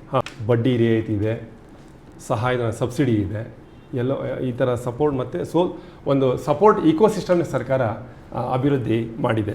ಉದಾಹರಣೆಗೆ ಪ್ರಥಮವಾಗಿ ನಮ್ಮ ಗಮನಕ್ಕೆ ಬರುವಂಥದ್ದು ಒಂದು ಎಗ್ರಿ ಇನ್ಫ್ರಾ ಫಂಡ್ ಅಂತ ಒಂದು ಸ್ಕೀಮ್ ಮಾಡಿದ್ದಾರೆ. ಆ ಎಗ್ರಿ ಇನ್ಫ್ರಾ ಫಂಡ್ ಸ್ಕೀಮ್ನ ವಿಶೇಷತೆ ಏನಂತ ಹೇಳಿದ್ರೆ, ಕೃಷಿಗೆ ಸಂಬಂಧಪಟ್ಟಂಥ ಆ್ಯಕ್ಟಿವಿಟೀಸ್, ಅದು ಕೃಷಿ ಅಂದರೆ ಕೃಷಿ ಬಿಟ್ಟು ಕೃಷಿಯೇತರ, ಉದಾಹರಣೆಗೆ ಪೋಸ್ಟ್ ಹಾರ್ವೆಸ್ಟ್ ಪ್ರಾಸೆಸಿಂಗ್, ಹಾರ್ವೆಸ್ಟ್ ಆದಮೇಲೆ ಪ್ರಾಸೆಸಿಂಗ್, ರೈಸ್ ಮಿಲ್ಲಿಂಗ್ ಆಗಲಿ, ಮಿಲ್ಲೆಟ್ ಪ್ರಾಸೆಸಿಂಗ್ ಆಗಲಿ, ಅಥವಾ ಫ್ರೂಟ್ಸ್ ಆ್ಯಂಡ್ ವೆಜಿಟೇಬಲ್ ಪ್ರಾಸೆಸಿಂಗ್, ಅದಕ್ಕಾಗಿ ಒಂದು ವಿಶೇಷವಾದ ಒಂದು ಸ್ಕೀಮ್ ಮಾಡಿದ್ದಾರೆ. ಅದರಲ್ಲಿ 2 ಕೋಟಿವರೆಗೂ ಸಾಲವನ್ನು ಪಡಿಬೋದು. ಆ ಸಾಲದ ಬಡ್ಡಿ ಬರೀ 6% ಇರುತ್ತೆ. ಓಕೆ. ಮತ್ತು ಸೆಕ್ಯೂರಿಟಿ, ಬ್ಯಾಂಕ್ನವರಿಗೆ ಸಾಮಾನ್ಯವಾಗಿ ಬ್ಯಾಂಕ್ನಲ್ಲಿ ಹೋದಾಗ ಸೆಕ್ಯೂರಿಟಿಯನ್ನು ಕೇಳ್ತಾರೆ. ಈ ಸ್ಕೀಮ್ನಲ್ಲಿ ಸೆಕ್ಯೂರಿಟಿ ಬದಲಾಗಿ ಸರ್ಕಾರವೇ CET MSCಯಲ್ಲಿ ಕ್ರೆಡಿಟ್ ಗ್ಯಾರಂಟಿಯನ್ನು ಕೊಟ್ಟು ಅವರಿಗೆ ಸಾಲ ಸಿಗುವಂಥ ವ್ಯವಸ್ಥೆಯನ್ನು ಮಾಡಿದ್ದಾರೆ. ಇದು ಬಹಳ ಮುಖ್ಯವಾದ್ದು. ಅದ್ರ ಜೊತೆಗೆ ಇನ್ನೊಂದು, ಈ ಹೈನುಗಾರಿಕೆ, ಮಿಲ್ಕ್ ಪ್ರೊಸೆಸಿಂಗ್ ಆಗಲಿ, ಅಥವಾ ಮೀಟ್ ಪ್ರೊಸೆಸಿಂಗ್ ಆಗಲಿ, ಫಿಶ್ ಪ್ರೊಸೆಸಿಂಗ್ ಆಗಲಿ, ಕ್ಯಾಟಲ್ ಫೀಡ್ ಮ್ಯಾನುಫ್ಯಾಕ್ಚರಿಂಗ್ ಆಗಲಿ, ಹೈಟೆಕ್ ಹ್ಯಾಚರೀಸ್ ಮಾಡೋದಾಗಲಿ, ಇದಕ್ಕಾಗಿ ಸರ್ಕಾರ ಇನ್ನೊಂದು ವಿಶೇಷವಾದಂಥ ಸ್ಕೀಮನ್ನು ಮಾಡಿದ್ದಾರೆ. ಅದಕ್ಕೆ AHIDF ಅಂತಾರೆ, animal husbandry infrastructure development fund ಅಂತ. ಅದರಲ್ಲೂ ಸಹ ಬಡ್ಡಿ ದರದಲ್ಲಿ 3% ರಿಯಾಯಿತಿ ಕೊಡ್ತಾರೆ, ಹಾಗೂ ಸೆಕ್ಯೂರಿಟಿಲಿ ಬಹಳ ರಿಲ್ಯಾಕ್ಸ್ಡ್ ಆಗಿ ಕನ್ಸಿಡರ್ ಮಾಡ್ತಾರೆ. ಇದು 2 ರಾಷ್ಟ್ರ ಮಟ್ಟದಲ್ಲಿ ನಡೆಯುವಂಥದ್ದು. ಇನ್ನೊಂದು ಸಬ್ಸಿಡಿ ಇದೆ, ವಿಶೇಷವಾಗಿ ಫುಡ್ ಪ್ರೊಸೆಸಿಂಗ್ ಯೂನಿಟಿಗೆ PMFME ಅಂತ ಸ್ಕೀಮ್ನಲ್ಲಿ 50% ಸಹಾಯಧನ ಕರ್ನಾಟಕದಲ್ಲಿ ಸಿಗುತ್ತೆ. ಹೇಗಂತ ಹೇಳಿದ್ರೆ, 35% ಸಹಾಯಧನ ಕೇಂದ್ರ ಮತ್ತು ರಾಜ್ಯ ಸರ್ಕಾರ ಒಟ್ಟಾಗಿ ಕೊಟ್ಟರೆ, ಅದರ ಹೆಚ್ಚುವರಿಯಾಗಿ ಕರ್ನಾಟಕ ಸರ್ಕಾರ ಇನ್ನೂ 15% ಕೊಡ್ತಾ ಇದ್ದಾರೆ. ಸುಮಾರು ಈ 2 ಒಟ್ಟು ಸೇರಿದರೆ 15 ಲಕ್ಷ ರೂಪಾಯಿವರೆಗೂ ಸಹಾಯಧನ ಪಡಿಬೋದು. ಇನ್ನೊಂದು ವಿಶೇಷ ಏನಂದರೆ, ಈ ಸ್ಕೀಮ್ಗಳು ತಗೊಳ್ಳುವಾಗ ಒಂದು ಕಡೆ ಇಂಟ್ರೆಸ್ಟ್ ರಿಯಾಯಿತಿ, ಇನ್ನೊಂದು ಕಡೆ ಸಹಾಯಧನ, ಎರಡನ್ನೂ ಸೇರಿಸಿ ತಗೊಳ್ಳುವಂಥ ಒಂದು ಅವಕಾಶವನ್ನು ಸರ್ಕಾರ ಮಾಡಿಕೊಟ್ಟಿದೆ. ಅದೊಂದು ಬಹಳ ಒಂದು ವಿಶೇಷವಾದ್ದು. ಮತ್ತು ಇನ್ನೊಂದು ವಿಚಾರ ಅಂದರೆ, ಈ PMFME ಸ್ಕೀಮ್ ಅಂತ ಬಂದಾಗ ಎಂಟ್ರಪ್ರನರ್ಸ್ಗೆ ತೊಂದರೆ ಆಗಬಾರ್ದು ಅಂತ ಹೇಳ್ಬಿಟ್ಟು ಸರ್ಕಾರ ಹ್ಯಾಂಡ್ ಹೋಲ್ಡಿಂಗ್ ಮಾಡಲಿಕ್ಕೆ ರಿಸೋರ್ಸ್ ಪರ್ಸನ್ಗಳನ್ನು ಎಲ್ಲ ಜಿಲ್ಲೆಯಲ್ಲೂ ನಾಮಿನೇಟ್ ಮಾಡಿದ್ದಾರೆ. ಅವರು ಅವರಿಗೆ ಗೈಡ್ ಮಾಡಿ ಬೇಕಾದ ಥರದಲ್ಲಿ ಅಪ್ಲಿಕೇಶನ್ ಹಾಕೋದಕ್ಕೆ ಸಹಾಯ ಮಾಡ್ತಾರೆ. ಇದೊಂದು ಎಕ್ಸೆಪ್ಷನಲ್ ಸಪೋರ್ಟ್. ಇದಲ್ಲದೇ ಇನ್ನೂ ಒಂದು ಸ್ಕೀಮ್ ಆಲ್ರೆಡಿ ಜನರಿಗೆ ತಿಳುವಳಿಕೆ ಇರುವಂಥದ್ದು PMEGP ಅಂತಿದೆ. ಉದಾಹರಣೆಗೆ ಫುಡ್ ಅಂತ ಬಂದಾಗ PMFME ಇದೆ. ಕೃಷಿ ಉದ್ಯಮಕ್ಕೆ ಬಂದಾಗ ಬೇರೆ ಬೇರೆ ವಿಚಾರಗಳನ್ನು ಮಾಡುವಾಗ, ಬೇರೆ ಬೇರೆ ಎಂಟರ್ಪ್ರೈಸನ್ನು ಮಾಡುವಾಗ ಆಲ್ರೆಡಿ ಚಾಲ್ತಿರುವಂಥ scheme PMEGP, prime minister's employment generation programme ಅಂತ. ಅದರಲ್ಲೂ ಸಹ ಸಹಾಯಧನ ಸಿಗುತ್ತೆ. ಅದನ್ನು ಬೇರೆ ಸ್ಕೀಮ್ ಜೊತೆಗೆ ಲಿಂಕ್ ಮಾಡ್ಕೊಂಡು ತಗೊಳ್ಳುವಂಥ ಅವಕಾಶ ಸರ್ಕಾರ ಮಾಡಿಕೊಟ್ಟಿದೆ. ಇದ್ರ ಜೊತೆಯಲ್ಲಿ ದೊಡ್ಡದಾಗಿ ಪ್ರಾಜೆಕ್ಟ್ ಮಾಡೋದಿದ್ದರೆ, ಕೋಟ್ಯಾಂತರ ರೂಪಾಯಿ ಇನ್ವೆಸ್ಟ್ ಮಾಡಿ ಮಾಡೋದಿದ್ದರೆ, ಕರ್ನಾಟಕದಲ್ಲಿ ಕರ್ನಾಟಕ ಇಂಡಸ್ಟ್ರಿಯಲ್ ಪಾಲಿಸಿ 2025-30 ಪ್ರಕಾರ ಎಲ್ಲ ಲೆವೆಲ್ ಇನ್ವೆಸ್ಟ್ಮೆಂಟಿಗೆ ಒಂದು ಇನ್ಸೆಂಟಿವ್ ಸ್ಕೀಮನ್ನು ಮಾಡಿದ್ದಾರೆ. ಸ್ಮಾಲ್ ಆಗಲಿ, ಮೈಕ್ರೋ ಆಗಲಿ, ಮೀಡಿಯಮ್ ಆಗಲಿ, ಲಾರ್ಜ್ ಆಗಲಿ, ಅಲ್ಟ್ರಾ ಲಾರ್ಜ್, ಯಾವುದೇ ದೊಡ್ಡ ಲೆವೆಲ್ನಲ್ಲಿ ಒಂದು ಇನ್ವೆಸ್ಟ್ ಮಾಡೋದಿದ್ರು ಕರ್ನಾಟಕ ಸರ್ಕಾರ ಉತ್ತೇಜನ ನೀಡೋದಕ್ಕಾಗಿ ಸಹಾಯಧನ ಕೊಡ್ತಾರೆ. ಅಂದರೆ ಝೋನ್ 1, ಝೋನ್ 2, ಝೋನ್ 3 ಅಂತ ಮಾಡಿ ಎಲ್ಲಿ ಯಾವ ಝೋನಿಗೆ ಸೇರಿದ್ದು ಅಂತ ಅದನ್ನು ನೋಡಿಬಿಟ್ಟು ಅದ್ರ ಪ್ರಕಾರ ಒಂದು ಕ್ಯಾಪಿಟಲ್ ಇನ್ವೆಸ್ಟ್ಮೆಂಟ್ ಕೊಡ್ತಾರೆ. ಇನ್ನೊಂದು ಪ್ರೊಡಕ್ಷನ್ ಲಿಂಕ್ಡ್ ಇನ್ಸೆಂಟಿವ್ ಅಂತ ಇನ್ನೊಂದು ಸ್ಕೀಮಲ್ಲಿ ಕೊಡ್ತಾರೆ. ಅದ್ರ ಜೊತೆಗೆ ಆಗಲೇ ಚಾಲ್ತಿದ್ರು ಹಾಗೆ ಈ ವಿಮೆನ್ ಎಂಟರ್ಪ್ರನರ್ಸ್ಗೆ, SC/ST ಎಂಟರ್ಪ್ರನರ್ಸ್ಗೆ KSFCಯಿಂದ 5 ಕೋಟಿವರೆಗೆ 4% ಇಂಟ್ರೆಸ್ಟಲ್ಲಿ ಲೋನ್ ಸಿಗುತ್ತೆ. ಅಂದರೆ ಇದೆಲ್ಲವನ್ನು ನೋಡಿದಾಗ ಎಂಟರ್ಪ್ರನರ್ಶಿಪ್ಗೆ ಉತ್ತೇಜನ ಫುಡ್ ಆ್ಯಂಡ್ ಅಗ್ರಿ ಬಿಸ್ನೆಸ್ಸಲ್ಲಿ ಬಹಳ ವಿಸ್ತಾರವಾಗಿದೆ. ಜನ ಇದರ ಸದುಪಯೋಗ ಮಾಡಿಕೊಂಡು ಅವರ ಒಂದು ಆಸೆಗೆ ಸರಿಯಾದ ಮಾರ್ಗದಲ್ಲಿ ಮಾಡಿಕೊಂಡು ಹೋದರೆ ಖಂಡಿತವಾಗಿಯೂ ಅವರಿಗೆ ಇದರಿಂದ ಬಹಳ ಅನುಕೂಲ ಆಗುತ್ತೆ. ಸರಿಯಾ ಪ್ರೆಸೆಂಟ್ ಸಿಚುವೇಷನಲ್ಲಿ ಫುಡ್ ಆ್ಯಂಡ್ ಅಗ್ರಿ ಬಿಸ್ನೆಸ್ಗೆ ಎಂಟರ್ ಆಗಬೇಕು ಅಂತ ಅಂದ್ಕೊಂಡ್ರೆ ಅವಕಾಶ ಯಾವ ರೀತಿ ಇದೆ ಸರ್? ಈಗ ನಿಮಗೆ ಅವಕಾಶಗಳು ಇದು ಭಾಳ ಒಳ್ಳೆಯ ಎಂಟರ್ಪ್ರಿನರ್ಸಿಗೆ, ಯಾಕೆಂದರೆ ಕಾಲೇಜಿಂದ ಬಂದಿರ್ತಾರೆ, ಅಥವಾ ಸಾಫ್ಟ್ವೇರ್ ಕಂಪ್ನಿಯವರು ನನಗೆ ಭಾಳ ಫೋನ್ ಮಾಡ್ತಾರೆ, sir I want to enter into agri business ಅಂತ. ಇದೆಲ್ಲ ಭಾಳ ಕೇಳ್ತಾರೆ. ಸೊ ಇದೆಲ್ಲ ಏನು ಗೊತ್ತಾ, ನನಗೆ ಸಾಫ್ಟ್ವೇರ್ ಅಂತ ಕಂಪ್ನಿಯವರು ಬರಬೇಕಾಗ್ತದೆ. ಯಾಕೆಂದರೆ ನಾಲೆಡ್ಜು ಅವ್ರದ್ದು ಆನ್ಲೈನ್ ಬಿಸ್ನೆಸ್ಗೆ ಹೆಲ್ಪ್ ಆಗ್ತದೆ. ತಂತ್ರಜ್ಞಾನ ಭಾಳ ಮುಂದುವರೆದಿದೆ ಕರ್ನಾಟಕದಲ್ಲಿ. ಯಾಕೆಂದ್ರೆ ನೀವು ತಿಳಿದಂಗೆ ನೋಡಿ, ನಾವು across the globe Bangalore as known as ಅದು ಸಿಲಿಕಾನ್ ವ್ಯಾಲ್ಯೂ ಅಂತ ಹೇಳ್ತಿದ್ವಿ, ಇನ್ಫೋಸಿಸ್ ನಾರಾಯಣ ಮೂರ್ತಿ ಅವರಿಂದ. ಎಲ್ಲೇ ಹೋದ್ರು ಸೊ ಆ ಟೆಕ್ನಾಲಜಿ ಅಗ್ರಿ ಬಿಸ್ನೆಸ್ಸಿಗೆ ಬರುವಂಥ ಎಂಟ್ರಪ್ರಿನರ್ಗೆ ಐ ಆಲ್ವೇಸ್ ವೆಲ್ಕಮ್. ಸೊ ಅವರು ಮತ್ತು ನಮ್ಮ ರೈತರು FEOಗಳು ಏನಿದ್ದಾರೆ ಇಬ್ಬರು ಮರ್ಜಾಗ್ಬಿಟ್ರೆ ನಾವು entire global we can rule with ಇದು ಅಗ್ರಿಕಲ್ಚರ್ ಸೆಕ್ಟರ್ನಲ್ಲಿ. ಅದು ನನ್ನ ಗಟ್ ಫೀಲಿಂಗ್ ಇದ್ಬೇಕಾದ್ರೆ. ನೀವು ಎಲ್ಲೇ ಹೋಗಿ ಯಾವುದೇ ಬೇರೆ ಬೇರೆ ದೇಶದಲ್ಲಿ ಹೋದರೂ ನೀವು ಅಲ್ಲೇ ಒಂದು ವಾತಾವರಣಕ್ಕೆ ಕೆಲವು ಬೆಳೆಯೋದಿಲ್ಲ, ಎಲ್ಲರೂ ನಮ್ಮಲ್ಲಿ ಇಂಪೋರ್ಟ್ ಆಗಿರ್ತದೆ, ಎಲ್ಲದೂ ಮಾಡ್ತಾರೆ. ಬೇಡ, ನಮ್ಮ ಜನ ಅಲ್ಲಿ ಹೋಗಿರೋದಲ್ಲ, ಅವರಿಗೆ ನಮ್ಮ ಆಹಾರ ಕಲಿಸಿದರೆ ಸಾಕು. ಸೊ ಈ ಥರ ಒಂದು ಸಿಚುವೇಶನ್ ಭಾಳ ಚೆನ್ನಾಗಿದೆ ಈಗ. ಯಾಕೆಂದರೆ ತರಕಾರಿಗಳಾಗಲಿ ಇನ್ನೊಂದಾಗಲಿ ಎಲ್ಲದೂ ನೀವು ತರಕಾರಿಗಳೆಲ್ಲ ತೊಗೊಂಬಿಟ್ರೆ ನೋಡಿ, ನಮ್ಮ ಫುಡ್ ಪ್ರೊಡಕ್ಷನ್ ಹೆಂಗಿದೆ ಅಂದರೆ ಈಗ 143.5 lakh ಟನ್ಸ್ ನಾವು ಫುಡ್ ಗ್ರೇನ್ಸ್ನ ಪ್ರೊಡ್ಯೂಸ್ ಮಾಡ್ತಾಯಿದ್ವಿ ಕರ್ನಾಟಕದಲ್ಲಿ. ನಾನು I am not talking about India.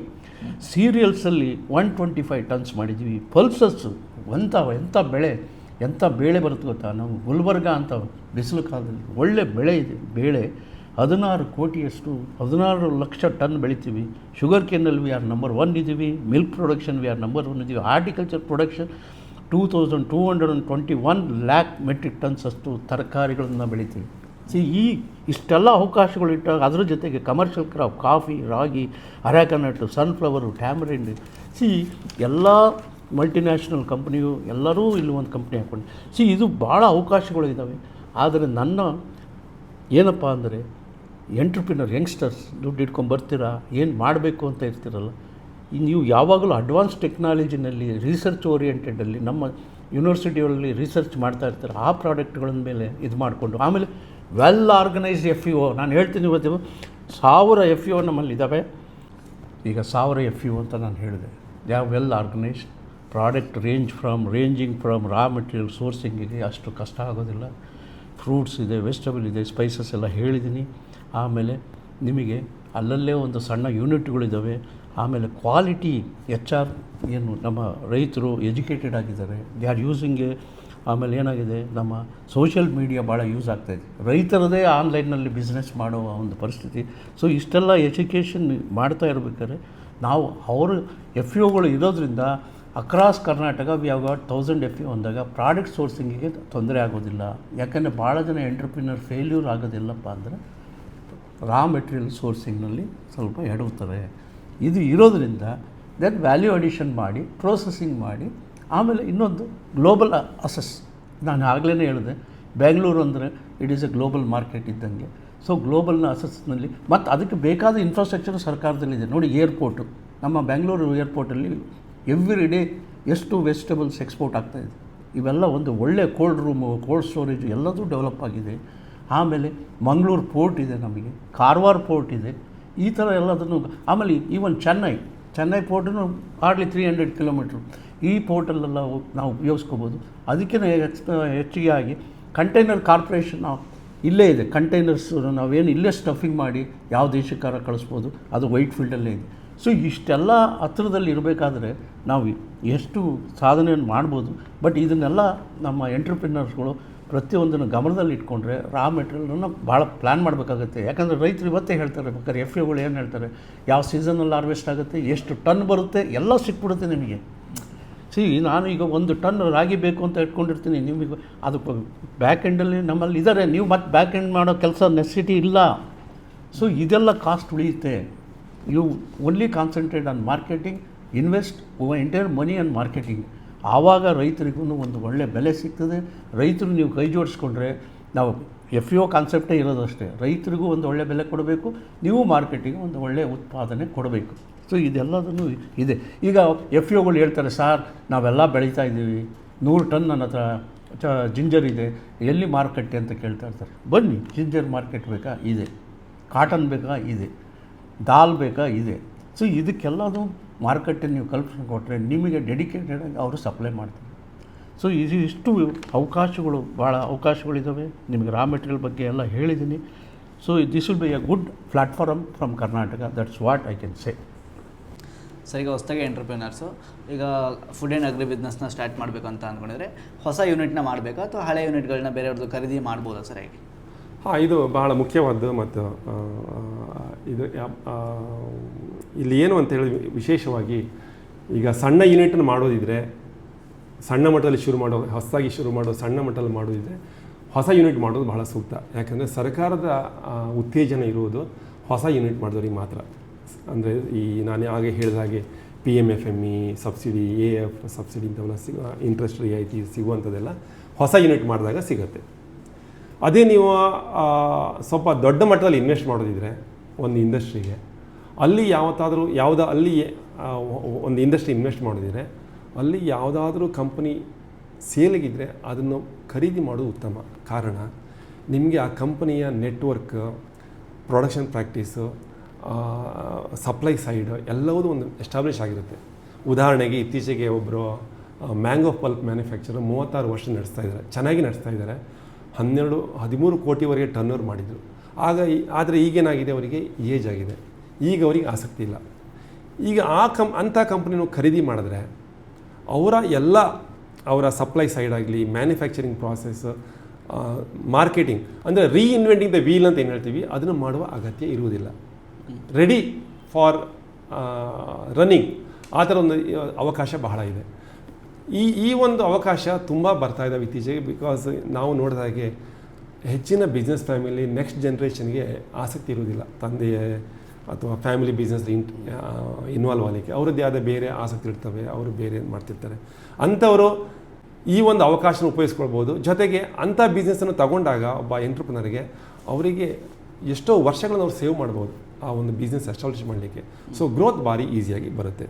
So ಈ ಒಂದು ಗಮನ ಇಟ್ಕೊಂಡಾಗ ನಾವು ಹೇಳೋದೇನೆಂದರೆ, ಸಣ್ಣ ಯೂನಿಟ್ ಮಾಡೋದಿದ್ರೆ ದಯವಿಟ್ಟು ಫ್ರೆಶ್ ಆಗಿ ಮಾಡಿ ಸರ್ಕಾರದ ಬರುವಂಥ ಬೆನಿಫಿಟ್ಗಳನ್ನು ನೀವು ಉಪಯೋಗಿಸ್ಕೊಳ್ಬೇಕು. ಯಾಕಂದರೆ ಸರ್ಕಾರ ಸ್ಕೀಮ್ ಮಾಡೋ ಉದ್ದೇಶ ಏನಂದರೆ ಹೊಸ ಎಂಟ್ರಪ್ರಿನರ್ಸ್ನ ಪರಿಚಯ ಮಾಡಿಸ್ಬೇಕು, ಮೋಟಿವೇಟ್ ಮಾಡಬೇಕಂತ ಮಾಡ್ತಾರೆ. ಅದು ತುಂಬ ಚೆನ್ನಾಗಿರುತ್ತೆ. ದೊಡ್ಡ ಮಟ್ಟದಲ್ಲಿ ಏನಾದರೂ ಶುರು ಮಾಡಬೇಕು ಅಂದಾಗಿದ್ದರೆ ಆ ಒಂದು ಇಂಡಸ್ಟ್ರಿಯಲ್ಲಿ ಯಾವುದಾದ್ರೂ ಕಂಪನಿ ಸೇಲ್ಗಿದ್ರೆ ತೆಗೆದುಕೊಳ್ಳೋದು ಬಹಳ ಉತ್ತಮ ಅಂತ ನಾವು ಹೇಳ್ತೀವಿ. ಸರ್, ಈಗ ನಾವು ನೋಡಿದಂಗೆ ಕೆಲವೊಂದು ಎಂಟರ್ಪ್ರೈನ್ಸ್ಗಳು ಫೇಲ್ಯೂರ್ ಆಗ್ತಾರೆ. ಫೇಲ್ಯೂರ್ ಆಗಬಾರ್ದು ಅಂದರೆ ಏನು ಮಾಡಬೇಕು ಸರ್? ಫೇಲ್ಯೂರ್ ಯಾಕೆ ಆಗ್ತಾರೆ ತಮ್ಮ ಮುಖ್ಯವಾದ ಕ್ವಶನ್ ಇದು. ಯಾಕಂದರೆ ಎಂಟ್ರಪ್ರಿನರು ಕೆಲವೊಂದು ಏನೋ ಒಂದು ಉದ್ದೇಶವನ್ನು ಇಟ್ಕೊಂಡು ಶುರು ಮಾಡ್ತಾರೆ. ಯಾರೋ ಒಂದು ಗೈಡ್ ಮಾಡಿರ್ತಾರೆ, ಹಿಂಗೆ ಮಾಡೋ ಅದನ್ನು ಮಾಡೋ ಅಂಥದ್ದು. ಸೊ ಅವ್ರಿಗೇನಾಗ್ತದೆ, deep into the market study ಮಾಡಿರೋದಿಲ್ಲ. ಇದರಲ್ಲಿ ಮೇಜರಾಗಿ ಏನಾಗುತ್ತೆ, ಮಾರ್ಕೆಟ್ ಸ್ಟಡಿ ಮಾಡ್ದಲೇ ನಾನು ಯಾರೋ ಹೇಳಿದ್ದನ್ನು, ಇದು ಕಾಮನ್ನೇ, ಭಾಳ ಜನ ನೋಡ್ತೀನಿ, ಏನೋ ಒಂದು ಹಾಕು ಅಂತ ಹೇಳಿಬಿಡ್ತಾರೆ. ಇದು ಲೋಕ ರೂಢಿ. ಇವರು ಏನೋ ಒಂದು ಹಾಕ್ಬಿಡ್ತಾರೆ. ಅದು ಪ್ರಾಡಕ್ಟ್ ಸೋರ್ಸಿಂಗ್ ಏನು ಮಾಡಬೇಕು, ಇದೆಲ್ಲ ಒಂದು ಮಾರ್ಕೆಟ್ ಇದು ತಿಳಿದಲ್ಲೇ ಮಾಡಬಾರ್ದಿತ್ತು. ಅದಕ್ಕೋಸ್ಕರನೇ ಒಬ್ಬರು ಎಕ್ಸ್ಪರ್ಟ್ಸ್ ಆಗಲಿ ಇರ್ಬೋದು, ಇನ್ನೊಬ್ರು ತಗೊಳ್ಳಿ ಸಲಹೆ, ನಾನು ಅದೇನು ಇದಿಲ್ಲ. ಮಾರ್ಕೆಟ್ ಅಂತೂ ಸ್ಟಡಿ ಮಾಡಿರೋದಿಲ್ಲ. ಸೊ ಆಮೇಲೆ ಫೈನಾನ್ಷಿಯಲ್ ಪ್ಲ್ಯಾನಿಂಗು ಆಗ್ತಾವೆ ಕೆಲವೊಂದು. ಇದು ಒಂದು ಭಾಳ ರೀಸೆಂಟ್ ಎಕ್ಸಾಂಪಲ್ ನೋಡಿ. ಆಮೇಲೆ ಏನಾಗುತ್ತೆ, ನನ್ನ ಹತ್ರ ಸರ್ 20 ಎಕರೆ ಇದೆ, ಪ್ರೊಡಕ್ಷನ್ ಮೇಲೆ ಮಾಡಿರ್ತಾರೆ ಅವರು. ಆಲೂಗಡ್ಡೆ ಬೆಳೆಸ್ಬಿಡ್ತಾರೆ ಅಥವಾ ಗರ್ಕಿನ ಬೆಳೆಸ್ಬಿಡ್ತಾರೆ. ಬಟ್ ಮಾರ್ಕೆಟ್ ಎಲ್ಲಿದೆ ಅಂತ ಅವ್ರಿಗೆ ಗೊತ್ತಿರೋದಿಲ್ಲ. ಈ ಥರದ್ದೊಂದು ಪ್ಲ್ಯಾನ್ ಮಾಡ್ಕೊಂಡ್ಬಿಟ್ಟು ಆದಾಗ ಫೇಲ್ಯೂರ್ ಆಗೋ ಚಾನ್ಸ್ ಭಾಳ ಇದೆ. That is one basic. ಸರಿಯಾದ ಮಾರ್ಕೆಟ್ ಇನ್ಫಾರ್ಮೇಷನ್ ಇಲ್ದಲೆ ನನ್ನ ಕ್ವಾಂಟಿಟಿ ಎಷ್ಟಾಗುತ್ತೆ ಇದು ಮಾಡಿ. ಈಗ ಆ ಥರ ನಾನು ಪ್ರತಿಯೊಬ್ಬರಿಗೂ ಏನು ಹೇಳೋದಪ್ಪ ಅಂದರೆ, ಒಂದು ಯೂನಿಟ್ ಹಾಕಬೇಕಾದ್ರೆ ಸಪೋಸ್ 10 ಲಕ್ಷನ 20 ಲಕ್ಷ ಒಂದು ಯೂನಿಟ್ ಹಾಕ್ತೀರ, ಅದು ಹಾಕಬೇಕಾದ್ರೆ ಔಟ್ಪುಟ್ ಎಷ್ಟು ಬರುತ್ತೆ. ಆದರೆ ಆ ಬೇಸ್ ಯೂನಿಟ್ ಹಾಕೋಕ್ಕಿಂತ ಮುಂಚೆನೇ ನಾನು ಪ್ರೊಡಕ್ಷನ್ ಕೆಪಾಸಿಟಿಯನ್ನು ನಾನು ಔಟ್ಸೋರ್ಸ್ ಮಾಡಿ ಮಾರ್ಕೆಟ್ ಮಾಡಿರಬೇಕು. ಯಾಕಂದರೆ ಈಗ ಭಾಳ ಕಡೆ ಇದ್ದಾವೆ. ಈಗ ಒಂದು ಚಾಕ್ಲೇಟೇ ತೊಗೊಳ್ಳಿ, ಚಾಕ್ಲೇಟ್ ಫ್ಯಾಕ್ಟ್ರಿನೇ ಇಮಿಡಿಯೇಟಾಗಿ ಹಾಕೋಕ್ಕೋಗ್ಬಿಟ್ರಿ. ನಿಮಗೆ ಯಾವುದೋ ಒಂದು ರೆಸಿಪಿ ಅಕ್ಸೆಪ್ಟ್ ಆಗಿದೆ ಯಾರಿಂದನೂ, CFTR ಒಂದು ಟೆಕ್ನಾಲಜಿ ಕೊಡಿ, ತೊಗೊಳ್ಳಿ, ಭಾಳ ಚೆನ್ನಾಗಿದೆ, ಇದು ಮಾಡೋದು. ಅದು ಕನ್ಸ್ಯೂಮರ್ ಚೆನ್ನಾಗಿ ಕ್ಲೈಮ್ ಮಾಡಿರ್ತಾರೆ. ಅದನ್ನು ನೀವು ಮಾಡೋಕ್ಕೆ ಹೋದಾಗ ಏನಾಗುತ್ತೆ, ಚಾಕ್ಲೇಟ್ ಮಾಡಿಕೊಡೋರ ಹತ್ರ ನಿಮ್ಮದೇ ಆದ ಒಂದು ರೆಸಿಪಿಯನ್ನು ನೀವೇ ಇಟ್ಕೊಂಡು ಅಲ್ಲಿ ಮಾರ್ಕೆಟ್ ಫಸ್ಟ್ ಅಲ್ಲಿ ಪ್ರಾಡಕ್ಟ್ ತೊಗೊಂಡು ಟೆಸ್ಟ್ ಮಾರ್ಕೆಟಿಂಗ್, ಇದು ಎಲ್ಲ ಕಡೆ ಟೆಸ್ಟ್ ಮಾರ್ಕೆಟಿಂಗ್ ಅಂತ ಮಾಡಲೇಬೇಕು ನಾವು. ಅದು 1 ಟನ್ ಕೆಪಾಸಿಟಿ ಪರ್ ಡೇ ನನಗೆ ಬೇಕಾಗುತ್ತೆ ಅಂದಾಗ ನೀವು 1 ಟನ್ ಕೆಪಾಸಿಟಿಯಷ್ಟು ಮಿಷಿನ್ ಮಾತ್ರ ಹಾಕಬೇಕು. ಅಲ್ಲೂ ಒಂದು ಫೇಲ್ಯೂರ್ ಆಗೋ ಚಾನ್ಸ್ ಇದೆ. ಅಂದರೆ ನಾನು ಮಾರ್ಕೆಟ್ ಸ್ಟಡಿ ಮಾಡಿದ್ರೆ ಇದು ಹೋದರೆ ಈ ಥರ ಆಗ್ತದೆ. ದಟ್ ಈಸ್ ಒಂದು. ಸೆಕೆಂಡ್ ಏನಾಗುತ್ತದೆ, ಫೈನಾನ್ಷಿಯಲ್ ಪ್ಲ್ಯಾನಿಂಗ್. ಎಕ್ಸ್ಪರ್ಟ್ಸ್ ಇದ್ದಾರೆ, ತಜ್ಞರು ಇದ್ದಾರೆ, ಈ ಥರ ಹಾಕಬೇಕು, ದುಡ್ಡು ಹಾಕೋ, ಇದು ಮಾಡು. ಮಿಷಿನರಿ ಮೇಲೆ ದುಡ್ಡು ಹಾಕ್ಬಿಡ್ತಾರೆ. ನಾನು ಭಾಳ ಲೈವ್ ಎಕ್ಸಾಂಪಲ್ ಇದೆ ನನಗೆ. ಮೊನ್ನೆ ಯಾರೋ ಒಬ್ಬರು ಫೋನ್ ಮಾಡಿದರು, ಸರ್ ನನಗೆ ಎಫ್ ಇ ಒ ಕಡೆಯಿಂದ ಒಂಚೂರು ಒಂದು ರಾ ಮೆಟೀರಿಯಲ್ ಬೇಕಾಗಿದೆ ಕೊಡಿಸಿ, ನನಗೆ ಯಾವುದು ಗಲ್ಫ್ ಕಂಟ್ರಿನಲ್ಲಿ ನನಗೆ ಆರ್ಡ್ರ್ ಇದೆ, ಚಿಕ್ಕಿ ಗೊತ್ತಲ್ಲ, ಆರ್ಡ್ರ್ ಇದೆ ಕೊಡಿಸಿ ಸರ್ ಅಂತ. ಆಯಿತು, ನಾನು ಅಂದ್ಕೊಂಡೆ ಏನಪ್ಪ, ಇಲ್ಲ ಸರ್ ಮಿಷಿನರಿ ಎಲ್ಲ ಚೆನ್ನಾಗಿದೆ, ಭಾಳ ಚೆನ್ನಾಗಿ ಬಂದಿದೆ, ಟೇಸ್ಟ್ ಅವ್ರಿಗೆ ಪರ್ಟಿಕ್ಯುಲರಾಗಿ ಒಂದು ಯಾವುದೋ ಉಂಡೆ ಬೆಲ್ಲನ ಏನೋ. ನಾನು ಎಫ್ ಇ ಒ ಮಂಡ್ಯದಲ್ಲಿರೋರಿಗೆ ಫೋನ್ ಮಾಡಿದೆ, ನೋಡ್ರಪ್ಪ ಅವ್ರಿಗೆ 4 ಟನ್ ಎವ್ರಿ ಮಂತ್ 5 ಟನ್ ಬೇಕಂತೆ. ಅವರು ಅಲ್ಲಿ ಫೋನ್ ಮಾಡಿದ್ದಾರೆ, ಈ ಮನುಷ್ಯ ನನಗೆ 25 ಲಕ್ಷದ ರೂಪಾಯಿ ಈ ತಿಂಗಳು ಆರ್ಡ್ರ್ ಇದೆ ಸರ್, ದಯವಿಟ್ಟು ಕೊಡಿಸಿ ಅಂತ ಹೇಳಿದೆ. ಆ ಬೆಲ್ಲನೇ ಬೇಕು, ಅದು ಪರ್ಟಿಕ್ಯುಲರ್ ಟೇಸ್ಟ್ ಆಗುತ್ತೆ. ಆಯ್ತಪ್ಪ ತಗೊಂತ ನಾನು as a advisor I told him, ಯಾಕಂದ್ರೆ ನಾನು ಎಫ್ ಇ ಲಿಂಕ್ ಮಾಡಿದೆ. ಇವ್ರು ಎಲ್ಲಿ, ನಾನು ಇದು ಲೈವ್ ಎಕ್ಸಾಂಪಲ್ಲು. ಇವರೇನು ಮಾಡಿಬಿಟ್ಟಿದ್ದಾರೆ, 50 ಲಕ್ಷದ್ದು ಏನೋ ಒಂದು ಮಿಷಿನ್ ಅಂತೂ ಹಾಕಿಬಿಟ್ಟಿದ್ದಾನೆ, ಭಾಳ ಚೆನ್ನಾಗಿ ಚಿಕ್ಕಿ ಎಲ್ಲ ಬಂದಿದೆ, ಟೆಸ್ಟ್ ಮಾರ್ಕೆಟ್ ಅಕ್ಸೆಪ್ಟ್ ಆಗಿದೆ, ಗಲ್ಫ್ಗೆಲ್ಲ ಹೋಗಿ ಕೊಟ್ಟು ಬಂದಿದ್ದಾನೆ. ಇಲ್ಲಿ ನೋಡಿದರೆ ರಾ ಮೆಟೀರಿಯಲ್ಗೆ ಇವನಿಗೆ ವರ್ಕಿಂಗ್ ಕ್ಯಾಪಿಟಲ್ ಇಲ್ವಂತೆ. ಯಾವ ರೈತ, ಯಾವ ಎಫ್ ಇ ಒ, ನಾನು ಹೇಳಿದೆ ನಿಮ್ಮಲ್ಲಿ ನೋಡಿರಿ ವರ್ಕಿಂಗ್ ಕ್ಯಾಪಿಟಲ್ ಇಲ್ಲ ಅಂದಾಗ ಈ ಸಮಸ್ಯೆಗಳು ಹುಟ್ಟುತ್ತವೆ. ಇದು ನಾವು ಇಟ್ಕೋಬೇಕು. ಯೂನಿಟ್ ನೀನು ಬೇಕಾದ್ರೆ ಎಲ್ಲಿಂದನಾರ ಚಿಕ್ಕಿ ಮಾಡಿಸ್ಬೋದಿತ್ತು, ಇಲ್ಲ ಅಂತಲ್ಲ ಬಿಗಿನಿಂಗಲ್ಲಿ, ಆದರೆ ಈ ಥರ ಒಂದು ಪ್ಲ್ಯಾನಿಂಗ್ ಆಗ್ಬಿಡುತ್ತೆ. ಅದು ಭಾಳ ಬ್ಲೆಂಡರ್ ಮಿಸ್ಟೇಕು. ಫಸ್ಟು ಒಳ್ಳೆ ಮಿಷಿನ್ ಹಾಕ್ತಾರೆ, ಅದನ್ನು ನಡೆಸೋಕ್ಕೆ 10,000 ರೂಪಾಯಿ ಸಂಬಳ ಕೊಡ್ತಾನೆ. 1 ಕೋಟಿ ರೂಪಾಯಿ ಮಿಷಿನ್ ಹಾಕಿರ್ತಾನೆ, ಅವನಿಗೆ ಆಪ್ರೇಟ್ ಮಾಡೋಕ್ಕೆ ಬರುತ್ತೋ ಬಿಡುತ್ತೋ ನೋಡ್ಬೇಕು ರೀ. ಇದು ನಮ್ಮಲ್ಲಿ ಭಾಳ ಕಾಮನ್ ಪ್ರಾಬ್ಲಮ್ ಆಗಿದೆ. ನಾವು ಮ್ಯಾನ್ ಪವರ್ನ ಸರಿಯಾದ ರೀತಿಯಲ್ಲಿ ಉಪಯೋಗಿಸ್ಕೊಳೋದಿಲ್ಲ. ಅದು ಭಾಳ ದೊಡ್ಡ ತಪ್ಪು ಮಾಡ್ತಾವ್ರೆ ನಮ್ಮ ಇಂಡಸ್ಟ್ರಿ ಪೀಪಲ್ಲು. ನಾನು ನೋಡಿದ್ದೀನಿ, ಇದು ನಮ್ಮ ಎಕ್ಸ್ಪೀರಿಯೆನ್ಸ್ ಆಗಿದೆ. ಹೈ ಕ್ವಾಲಿಟಿ ಪೀಪಲ್ ಬೇಕಾದ ಜನ ಸಿಗ್ತಾರೆ. ಇಲ್ಲಾಂದರೆ ಯಾಕೆಲ್ಲ ಹೊರದೇಶಕ್ಕೆ ಹೋಗ್ತಾರೆ, ಅಲ್ಲಿ ಒಂದು ವ್ಯಾಲ್ಯೂ ಕೊಡ್ತಾರೆ, ದುಡ್ಡು ಕೊಡ್ತಾರೆ, ಹೋಗ್ತಾರೆ ಅಷ್ಟೆ. ಸೊ ಇದು ಭಾಳ ಪೂರ್ ಫೈನಾನ್ಷಿಯಲ್ ಪ್ಲ್ಯಾನಿಂಗು. ಎರಡನೇದು, ಒಂದು ಮಾರ್ಕೆಟ್ನಲ್ಲಿ ತಿಳ್ಕೊಂಡಲೇ ನಾವು ನುಗ್ಗಿದರೆ ಅಲ್ಲಿ ಫೇಲ್ಯೂರ್ ಆಗೋಕ್ಕೆ ಚಾನ್ಸ್ ಇದೆ. ಇನ್ನೊಂದು ಫೈನಾನ್ಷಿಯಲ್ ಪ್ಲ್ಯಾನಿಂಗ್ ಸರಿ ಇಲ್ಲ ಅಂದರೆ ಆಗುತ್ತೆ. ಪೂರ್ ಸೋರ್ಸಿಂಗ್ ಸ್ಟ್ರಾಟಜಿ ನೋಡಿ, ಬೆಲ್ಲ ಯಾವಾಗ ಬರುತ್ತೆ, ಯಾವ ಎಫ್ ಇ ಒ ಹತ್ರ ಹೋಗಬೇಕು ಅನ್ನೋ ಯೂನಿಟ್ ಹಾಕೋಬೇಕಾದ್ರೇ ಮಾಡಬೇಕಿತ್ತು ತಾನೆ. ಕಬ್ಬು ಯಾವಾಗ ಹಾರ್ವೆಸ್ಟ್ ಆಗುತ್ತೆ, ಈ ಮಂಡ್ಯದಲ್ಲಿ ಯಾವಾಗ ಬೆಲ್ಲ ಸಿಗುತ್ತೆ, ಇದನ್ನೆಲ್ಲ ಮಾಡಿಬಿಟ್ಟಿದ್ರೆ ಈಗ ಮಂಡ್ಯ, ಬೆಳಗಾಂ, ಈಗ product sourcing is very important. ನಿನಗೆ 24 ಅವರ್ಸು 12 ತಿಂಗಳು ಬೆಲ್ಲ ಬೇಕಾಗಿದೆ. ಹೋಗಿ ಬೆಳಗಾಂನಲ್ಲೂ ಯಾವನ್ನಾರು ಗಾಣ ಹಾಕಿದ್ರೆ ಅವ್ನಿಗೂ ಹಿಡ್ಕೊಂಡು ಬಕೆಟ್ ಬೆಲ್ಲನೇ ಮಾಡಿಕೊಡು ಅಂದರೆ ಯಾಕೆ ಮಾಡಿಕೊಡಲ್ಲ? ಇದು ಇಂಪಾರ್ಟೆಂಟು. ಇದು ಪ್ರಾಡಕ್ಟ್ ಸೋರ್ಸಿಂಗ್ ಸ್ಟ್ರಾಟಜಿ ಸರಿಯಾಗಿಲ್ಲ. ಈಗ ಮಂಡ್ಯದಲ್ಲಿ 18 ತಿಂಗಳು ಸರ್ ನಮ್ದು ಈ ಸತಿ ಗಾಣ ಇಲ್ಲ ಅಂದ್ಬಿಡ್ತಾನೆ. ಅವಾಗ ಏನು ಮಾಡ್ತಾರೆ, ನೀವೇನು ಮಾಡ್ತೀರಿ, 10 ಗಾಣ ಮೇಲೆ ಡಿಪೆಂಡ್ ಆಗಿರ್ತಾರೆ. ಇನ್ನೊಬ್ಬರನ್ನ ಬೇರೆ ಕಡೆ ಡೆವಲಪ್ ಮಾಡಬೇಕು. ಇದು ಭಾಳ ಇಂಪಾರ್ಟೆಂಟ್. ಎಷ್ಟು ವೈಡ್ ಸೋರ್ಸ್, ಇದು ಭಾಳ ತಪ್ಪು ಮಾಡ್ತಾಯಿದ್ದಾರೆ, ಆಯಿತಾ. ಆಮೇಲೆ ಸಬ್ಸಿಡಿ ಡ್ರೈವನ್ ಡಿಸಿಷನ್. ಭಾಳ ಜನ ನಮ್ಮ ಹತ್ರ ಬರ್ತಾರೆ, ಸರ್ ನಾನೊಂದು ಯೂನಿಟ್ ಹಾಕ್ಬಿಡ್ತೀನಿ, 10 ಲಕ್ಷಕ್ಕೆ ಎಷ್ಟು ಸಿಗುತ್ತೆ ಸರ್ ಸಬ್ಸಿಡಿ. ಆ ಮೈಂಡ್ ಸೆಟ್ಟಲ್ಲಿ ಬರಬಾರ್ದು. ಸರ್ಕಾರದ ದುಡ್ಡನ್ನು ನಾವು 35% ಸಿಕ್ಬಿಡುತ್ತಾ, ಅದರಲ್ಲೇ ಸುತ್ತಾಡೋದು ಹೋಗಬೇಡಿ.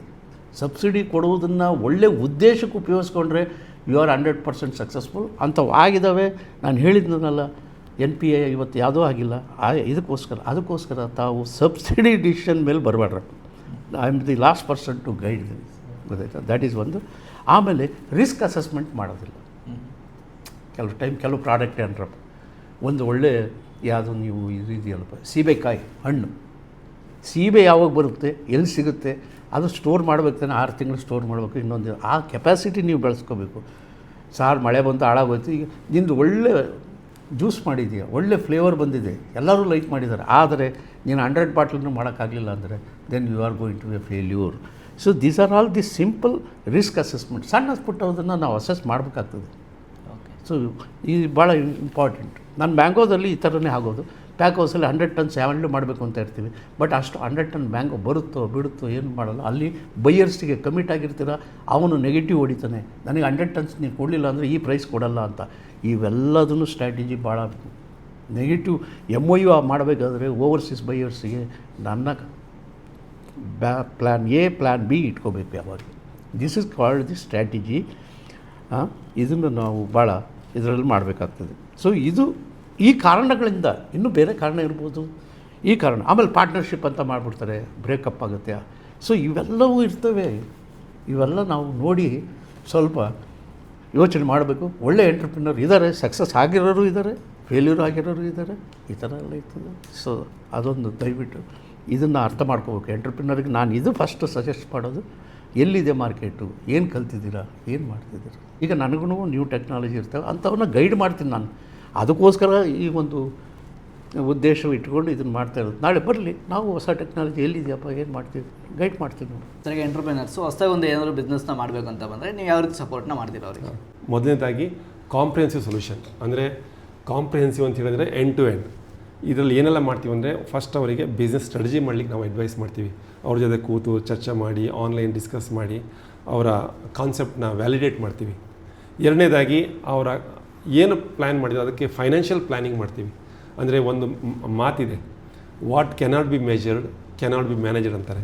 ಅಂದರೆ ಮೆಜರ್ಮೆಂಟಿಗೆ ಸಿಗದಿದ್ದು ಮ್ಯಾನೇಜ್ ಮಾಡಲಿಕ್ಕೆ ಬರೋದಿಲ್ಲ ಅಂತ. ನಾವೇನು ಮಾಡ್ತೀವಿ ಅಂದರೆ, ಅದಕ್ಕೆ ಅವ್ರು ಇರುವಂಥ ಐಡಿಯಾ, ಆ ಕಾನ್ಸೆಪ್ಟಿಗೆ ಪ್ರಾಪರಾಗಿ ಒಂದು ಫೈನಾನ್ಷಿಯಲ್ ಪ್ಲ್ಯಾನನ್ನು ಮಾಡಿಕೊಡ್ತೀವಿ. ಅದನ್ನು ಫಂಡಿಂಗ್ ಬರುವ ಥರದಲ್ಲಿ ನಾವು ಸ್ಟ್ರಕ್ಚರ್ ಮಾಡಿ ಕೊಡ್ತೀವಿ. ಮತ್ತು ಇನ್ನೊಂದು ಭಾಳ ವಿಶೇಷವಾದ ನಮ್ಮಲ್ಲಿ ಏನು ಯಾವ ಸರ್ವಿಸ್ ಸಿಗುತ್ತಂದರೆ, ಯಾರಾದರೂ ಫುಡ್ ಬಿಸ್ನೆಸ್ ಮಾಡಬೇಕು, ಎಗ್ರಿ ಬಿಸ್ನೆಸ್ ಮಾಡಬೇಕು ಅಂತಿದ್ರೆ ಸೋರ್ಸಿಂಗ್ ಸ್ಟ್ರಾಟಜಿ, ಅಂದರೆ ರಾ ಮೆಟೀರಿಯಲನ್ನು ಸೋರ್ಸ್ ಮಾಡಲಿಕ್ಕೆ ನಮ್ಮಲ್ಲಿ ವೈಡ್ ನೆಟ್ವರ್ಕ್ ಆಫ್ FPOs ಇದ್ದಾವೆ. ನಮ್ಮ ಸಿಸ್ಟರ್ ಆರ್ಗನೈಸೇಷನ್ ಅವರು, ಈಗ ನಮ್ಮ ಹಿರಿಯರಾದ ಕಾತ್ರಾಜ್ ಅವರು ಹೇಳಿದ್ದಾರೆ. ಅದೇ ಥರ ಅವರ ಹೇಳಿದ ಹಾಗೆ ಹೋಲ್ ಕರ್ನಾಟಕದಲ್ಲಿ ನಮ್ಮ ನೆಟ್ವರ್ಕ್ ಇದೆ.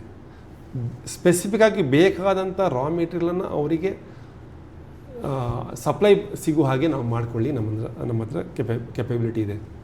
ನಾಲ್ಕನೇದಾಗಿ ಫಂಡಿಂಗ್. ಯಾವುದೇ ಪ್ರಾಜೆಕ್ಟ್ ಮಾಡಬೇಕಿದ್ರೆ ಕೊನೆಗೆ ಫಂಡಿಂಗ್ ಆಗಲೇಬೇಕು. ಓಕೆ, ಫಂಡಿಂಗಿಗೆ ಸಣ್ಣ ಸಣ್ಣ ಪ್ರಾಜೆಕ್ಟ್ ಆದರೆ ನಾವು ಆ ಊರಿಗೆ ಹೋಗಿ ಮಾಡಲಿಕ್ಕೆ ಕಷ್ಟ ಆಗ್ಬೋದು. ಆದರೆ ಇಲ್ಲಿಂದ ನಾವು ಅವರಿಗೆ ಹ್ಯಾಂಡ್ ಹೋಲ್ಡಿಂಗ್ ಮಾಡ್ತೀವಿ. ಅವ್ರಿಗೆ ಬ್ಯಾಂಕ್ನಲ್ಲಿ ಹೋಗಿ ಮಾತಾಡೋ ವಿಚಾರದಲ್ಲಿ ಗೈಡೆನ್ಸ್ ನಾವು ಕೊಡ್ತೀವಿ. ಯಾವುದೇ ಕ್ವೆರೀಸ್ ಬಂದರೂ ನಾವು ಅದಕ್ಕೆ ರಿಪ್ಲೈ ಮಾಡಲಿಕ್ಕೆ ಸಹಾಯ ಮಾಡ್ತೀವಿ. ಇನ್ನು ಬೆಂಗಳೂರಾದರೆ ನಾವು ಇಲ್ಲಿಂದ ಹ್ಯಾಂಡ್ ಹೋಲ್ಡಿಂಗ್ ಮಾಡ್ತೀವಿ. ಇಲ್ಲೇ ನಾವು ಡೈರೆಕ್ಟಾಗಿ ಅವರಿಗೆ ಗೈಡ್ ಮಾಡಿ ಯಾವ ಥರ ಮಾಡ್ಬೋದು ಅಂತ ಹೇಳ್ತೀವಿ. ಮತ್ತು ಸಬ್ಸಿಡಿ ಬರೋ ವಿಚಾರ, ಯಾವ ಸ್ಕೀಮಲ್ಲಿ ಹೇಗೆ ತೊಗೊಳ್ಬೋದು ಅಂತ ನಾವು ಅವರಿಗೆ ಗೈಡ್ ಮಾಡ್ತೀವಿ. ಈ ವಿಚಾರದಲ್ಲಿ ಕಾಂಪ್ರಿಹೆನ್ಸಿವ್ ಆಗಿ ಒಂದು ಫುಡ್ ಇಂಡಸ್ಟ್ರಿಯನ್ನು ಸ್ಥಾಪನೆ ಮಾಡಬೇಕು ಅಂತಾದರೆ ನಮ್ಮಲ್ಲಿ ಅವರಿಗೆ ಕಂಪ್ಲೀಟ್ ಸೊಲ್ಯೂಷನ್ ನಾವು ಮಾಡಿಕೊಡಲಿಕ್ಕೆ ಸಾಧ್ಯ ಇದೆ. ಈಗ ಅದ್ರ ಜೊತೆಗೆ ನಾವು ಹೊಸ ಪ್ರಾಡಕ್ಟ್ ಇಂಟ್ರೊಡ್ಯೂಸ್ ಮಾಡ್ತಾಯಿದ್ದೀವಿ. ಅದರ ಹೆಸರೇನೊಂದು ಐಡಿಯೇಷನ್ ಸರ್ವಿಸ್ ಅಂತ. ಐಡಿಯೇಷನ್ ಅಂತ ಹೇಳಿದ್ರೆ, ಒಬ್ಬ ಎಂಟ್ರಪ್ರಿನರ್ ಮೈಂಡಲ್ಲಿ ಇದನ್ನೇ ಮಾಡಬೇಕಂತ ಥಿಂಕಿಂಗ್ ಇರುತ್ತೆ. ಅವು ನಮ್ಮ ಜೊತೆ ಕೂಲಂಕುಷವಾಗಿ ಚರ್ಚೆ ಮಾಡಿದಾಗ ನಾವು ಅವರಿಗೆ ಯಾವ ಥರ ಹೋಗ್ಬೋದು ಅಂತ ನಾವು ಮಾರ್ಗದರ್ಶನ ಮಾಡ್ತೀವಿ. ಅಂದರೆ ಬೇರೆ ಬೇರೆ ಯಾವುದೇ ಸ್ಕೀಮ್ಗಳಿದ್ದಾವೆ, ಸರ್ಕಾರ ಸಿಗುವಂಥ ಬೆನಿಫಿಟ್ಸ್ ಏನು, ಬ್ಯಾಂಕ್ನಲ್ಲಿ ಯಾವ ಥರ ಅವ್ರು ಹೋಗ್ಬೋದು, ಯಾವ ಯೋಜನೆಯಲ್ಲಿ ಹೋದರೆ ಅವರಿಗೆ ಹೆಚ್ಚಿನ ಒಂದು ಬೆನಿಫಿಟ್ ತೊಗೊಳ್ಬೋದು ಅಂತ ನಾವು ಅವರಿಗೆ ಗೈಡ್ ಮಾಡ್ತೀವಿ. ಅದನ್ನು ಜಸ್ಟ್ ಅವರಿಗೆ ನಮಗೆ ಇನ್ಫಾರ್ಮೇಷನ್ ಕಳಿಸ್ಕೊಟ್ರೆ ವಾಟ್ಸಪ್ಪಲ್ಲಿ ಏನು ಮಾಡಬೇಕಂತಿದ್ದೀವಿ ಅಂತ, ಮತ್ತು ನಾವು ಅದಕ್ಕೆ ನಾಮಿನಲ್ ಫೀ ಚಾರ್ಜ್ ಮಾಡ್ತೀವಿ, ವೆರಿ ಡಿಸ್ಕೌಂಟೆಡ್ ಪ್ರೈಸನ್ನು ಚಾರ್ಜ್ ಮಾಡ್ತೀವಿ. ಅದನ್ನು ಆಮೇಲೆ ನಾವು ಅವರಿಗೆ ಅವ್ರ ಜೊತೆ ನಾವು ಆನ್ಲೈನಲ್ಲಿ ಹೆಚ್ಚಾಗಿ ನಾವು ಆನ್ಲೈನೇ ಪ್ರಿಫರ್ ಮಾಡ್ತೀವಿ. ಯಾಕಂದರೆ ಡಿಸ್ಕಷನ್ ಮಾಡಿ ಇದರ ವಿಡಿಯೋ ಕಾಲ್ ಅಥವಾ ಕಾನ್ಫರೆನ್ಸ್ ಕಾಲ್ ಅನ್ನಲ್ಲಿ ನಾವು ಚರ್ಚೆ ಮಾಡಿ ಅವರ ಪ್ಲ್ಯಾನ್ಗೆ ಯಾವ ಥರ ಮುಂದೆ ಹೆಜ್ಜೆ ತಗೊಳ್ಬೋದು ಅಂತ ನಾವು ಗೈಡ್ ಮಾಡ್ತೀವಿ. ಅದರಿಂದ ಅವರಿಗೆ ಈ ಸ್ಪಷ್ಟವಾದ ಮಾಹಿತಿ ಸಿಗುತ್ತೆ. ಅವರ ಒಂದು ಯೋಜನೆಯನ್ನು ಕಾರ್ಯಗತ ಮಾಡಲಿಕ್ಕೆ ಮಾಹಿತಿ ನಾವು ಕೊಡ್ತೀವಿ. ಅದು ಮೇ ಬಿ 1 hour ಸೆಷನ್ ನಾವು ಅವ್ರ ಜೊತೆ ಮಾಡಿ ಅವ್ರಿಗೆ ತಿಳುವಳಿಕೆಯನ್ನು ಕೊಡ್ತೀವಿ. ಸರಿಗ ತುಂಬ ಜನಕ್ಕೆ ಬಿಸ್ನೆಸ್ನ ಮಾಡಬೇಕು, ಏನಾದರೂ ಮಾಡಬೇಕು, ಲೈಫಲ್ಲಿ ಸೆಟ್ಲ್ ಆಗಬೇಕು ಅಂತ ಇರುತ್ತೆ. ಅಂಥವ್ರಿಗೆಲ್ಲ ಕೊನೆಯದಾಗಿ ನೀವು ಏನು ಹೇಳೋಕ್ಕೆ ಇಷ್ಟಪಡ್ತೀರಾ? ನಿಜವಾಗ್ಲೂ ಇದು ಭಾಳ ಜನಕ್ಕೆ ಆಸೆ ಇರ್ತದೆ. ಯಾಕೆಂದರೆ ಇತ್ತೀಚಿನ ದಿನಗಳಲ್ಲಿ ಕೆಲಸಕ್ಕೆ ಹೋಗೋದು ಕೆಲವರಿಗೆ ಮೈಂಡ್ಸೆಟ್ ಆಗಿರೋದಿಲ್ಲ. ತಾನು ಏನೋ ಒಂದು ಜೀವನದಲ್ಲಿ ಸಾಧನೆ ಮಾಡಬೇಕು ಅನ್ನೋರು ಭಾಳ ಜನ ಇದ್ದಾರೆ. ಇತ್ತೀಚಿನ ದಿನಗಳು ನಾನು ನೋಡಿದ್ದೀನಿ. ಅಪ್ಪ ಹಾಕಿದ್ದನ್ನು ಅವ್ರು ಕಂಟಿನ್ಯೂ ಮಾಡೋದಿಲ್ಲ. ತಾವೇ ಒಂದು ದುಡಿದು ತಾವೇ ಮೇಲೆ ಬರಬೇಕು ಅನ್ನೋ ಒಂದಿದೆ. ಇದಕ್ಕೆ ನಾನು ಅಗ್ರಿಕಲ್ಚರ್ ಗ್ರ್ಯಾಜುಯೇಟ್ ಆಗಿದ್ದ ನನ್ನ ಜರ್ನಿನಲ್ಲಿ agriculture and food is the main sector. ಇವತ್ತು ಏನು ಅಂದರೆ, ಇವತ್ತಿನ ದಿನಗಳಲ್ಲಿ ನೀವು ಏನೇ ಒಂದು ಫ್ಯಾಕ್ಟ್ರಿ ಮಾಡ್ಬೋದು, ಇನ್ನೊಂದು ಮಾಡ್ಬೋದು, ಅದಕ್ಕೆ ರಾ ಮೆಟೀರಿಯಲ್ ಸಿಗುತ್ತೋ ಬಿಡುತ್ತೋ. ಯಾವುದೇ ಒಂದು ಇಂಡಸ್ಟ್ರಿ ಹಾಕಿದ್ರು ಅಥವಾ ಎಂಥದೋ ದೊಡ್ಡ ಕಂಪ್ನಿ, ಕಾರ್ ಕಂಪ್ನಿ ಕಟ್ಬೋದು, ನಾನು ಸಾಫ್ಟ್ವೇರ್ ಆಗ್ಬೋದು. ಆದರೆ 2 day ಮೀಲ್ ಒಬ್ಬ ಮನುಷ್ಯನಿಗೆ ಬೇಕಾಗ್ತದೆ ನನ್ನದು. ಅದು ಯಾವತ್ತಿದ್ರೂ ಮನುಷ್ಯನಿಗೆ 2 ಹೊತ್ತಿನ ಊಟ ಬೇಕಾಗ್ತದೆ. ಹಾಗಾಗಿ ನಮ್ಮ ಕರ್ನಾಟಕದ ರೈತರ ಬಾಂಧವರಲ್ಲಿ ಇವತ್ತೆಲ್ಲ ಈ ಗ್ರೀನ್ ರೆವಲ್ಯೂಷನ್ ಬಂದ ಮೇಲೆ ಅತಿ ಹೆಚ್ಚು ಫುಡ್ ಪ್ರೊಡಕ್ಷನ್ ಇದೆ. ಯಾವುದಕ್ಕೂ ತೊಂದರೆ ಇಲ್ಲ, ಬೇಕಾದಷ್ಟು ಫುಡ್ ಪ್ರೊಡಕ್ಷನ್ ಇದೆ. ಅಂಥದ್ರ ಮೇಲೆ ಇನ್ವೆಸ್ಟ್ ಮಾಡಿದರೆ ಯಾವತ್ತೂ ನೀವು ಅದು ಏನು ಬರೀ ಇನ್ವೆಸ್ಟ್ ಅಂತಲ್ಲ ನಾನು ಹೇಳೋದು, ಅದಕ್ಕೊಂದು ವ್ಯಾಲ್ಯೂ ಅಡಿಷನ್ನು ಮತ್ತು ಮಾರ್ಕೆಟಿಂಗು ಇವತ್ತು ಭಾಳ ಅಡ್ವಾನ್ಸಲ್ಲಿ ಇರೋದ್ರಿಂದ ಒಂದು ಮಾರ್ಕೆಟ್ ನಾವು ಬೇಕಾದ್ರೆ we can become a global leader ಆಗ್ಬೋದು. You are also one of the stakeholder ಆಗ್ಬೋದು. ಭಾಳ ಅವಕಾಶಗಳಿದ್ದಾವೆ. ಬನ್ನಿ, ಮುಂದೆ ಬನ್ನಿ ಎಂಟ್ರಪ್ರಿನರ್. ಇದರಲ್ಲಿ ಕಾಲಿಟ್ಟ ಜನ ಯಾರೂ ಫೇಲ್ಯೂರ್ ಆಗಿಲ್ಲ, ಫೇಲ್ಯೂರ್ ಆಗೋದಿಲ್ಲ. ಸರಿಯಾದ ಪ್ಲ್ಯಾನ್ಗಳನ್ನು ಮಾಡಬೇಕು. ಇದು ನಮ್ಮ 40 ವರ್ಷದ ಅನುಭವಗಳನ್ನು ತಮಗೆ ನಾನು ಹಂಚ್ಕೊಳ್ಳೋದಕ್ಕೆ ಇಷ್ಟಪಡ್ತೀನಿ. ಬನ್ನಿ, ಬೆಳೆಸೋಣ, ನಮ್ಮ ಕರ್ನಾಟಕವನ್ನು ಬೆಳೆಸೋಣ, ರೈತರಿಗೊಂದು ಹೆಲ್ಪ್ ಮಾಡೋಣ. ಇದೇ ನಮ್ಮ ಉದ್ದೇಶ. ಇಷ್ಟು ತಿಳ್ಕೊಳ್ಳಿ. ಎರಡೊತ್ತು ಅನ್ನದಾತನಿಗೆ ಕೈ ಮುಗಿತಾ ನಾವು ಇದರಲ್ಲಿ ಮುಂದುವರಿಯೋಣ ಬನ್ನಿ, ಅಷ್ಟೆ. ಇಷ್ಟನ್ನು ನಾನು ಹೇಳಬಲ್ಲೆ. ಸರಿ, ಕೊನೆಯದಾಗಿ ನೀವೇನು ಹೇಳೋಕ್ಕೆ ಇಷ್ಟಪಡ್ತೀರಾ? ನಮ್ಮಲ್ಲಿ ಎಂಟ್ರಪ್ರನರ್ಸಿಗೆ ಆಸ್ಪಿರೆಂಟ್ಸಿಗೆ ಹೊಸದಾಗಿ ಏನಾದ್ರು ಫುಡ್ ಬಿಸ್ನೆಸ್ಲಿ ಎಂಟ್ರ್ ಆಗಬೇಕು ಅಂದಿದ್ರೆ ಬಹಳ ಪ್ರಶ್ನೆಗಳಿರ್ತವೆ. ಹೇಗೆ ಮಾಡಬೇಕು, ಯಾವ ಥರ ಫೆಸಿಲಿಟಿಗಳು ಸಿಗ್ತವೆ, ಯಾವುದಾದ್ರು ರೆಗ್ಯುಲೇಷನ್ಸ್ನ ಕಂಪ್ಲೈ ಮಾಡಬೇಕು, ಈಗ ಹಲವಾರು ಪ್ರಶ್ನೆಗಳಿರ್ತವೆ. ಯಾವುದೇ ಪ್ರಶ್ನೆಗಳಿರಲಿ, ನಿಮ್ಮ ಒಂದು ಆಸ್ಪಿರೇಷನ್ಗೆ ಸರಿಯಾಗಿ ಒಂದು ಬಿಸ್ನೆಸ್ ಪ್ಲ್ಯಾನ್ ಫುಡ್ ಬಿಸ್ನೆಸ್ಸಲ್ಲಿ ಅಗ್ರಿ ಬಿಸ್ನೆಸ್ಸಲ್ಲಿ ಮಾಡಬೇಕು ಅಂತಿದ್ರೆ ನಿಮ್ಮ ಆಸ್ಪಿರೇಷನ್ ಸರಿಯಾಗಿ ನಾವು ನಿಮಗೆ ಮಾರ್ಗದರ್ಶನ ಮಾಡ್ತೀವಿ. ನೀವು ನಮ್ಮನ್ನು ಸಂಪರ್ಕಿಸಬಹುದು. ಓಕೆ ಫ್ರೆಂಡ್ಸ್, ನೋಡೋಲ್ಲ ಸರ್, ಎಲ್ಲರೂ ಕೂಡ ಕಂಪ್ಲೀಟಾಗಿ ತಿಳಿಸ್ಕೊಟ್ಟಿದ್ದಾರೆ. ನೀವೇನಾದ್ರು ಹೊಸದಾಗಿ ಬಿಸ್ನೆಸ್ನ ಸ್ಟಾರ್ಟ್ ಮಾಡಬೇಕು ಅಂತ ಅಂದ್ಕೊಂಡಿದ್ರೆ ಕಾಂಟ್ಯಾಕ್ಟ್ ನಂಬರ್ನ ಸ್ಕ್ರೀನ್ ಮೇಲೆ ಕೊಟ್ಟಿರ್ತೀನಿ. ಕಾಂಟ್ಯಾಕ್ಟ್ ಮಾಡ್ಕೊಂಡು ನೀವು ಕೂಡ ಡೀಟೇಲ್ಸ್ನ ತಿಳ್ಕೊಂಡು ಬಿಸ್ನೆಸ್ನ ಸ್ಟಾರ್ಟ್ ಮಾಡ್ಬೋದು. ತುಂಬ ಚೆನ್ನಾಗಿ ತಿಳಿಸ್ಕೊಡಿ. Thank you sir. Thank you.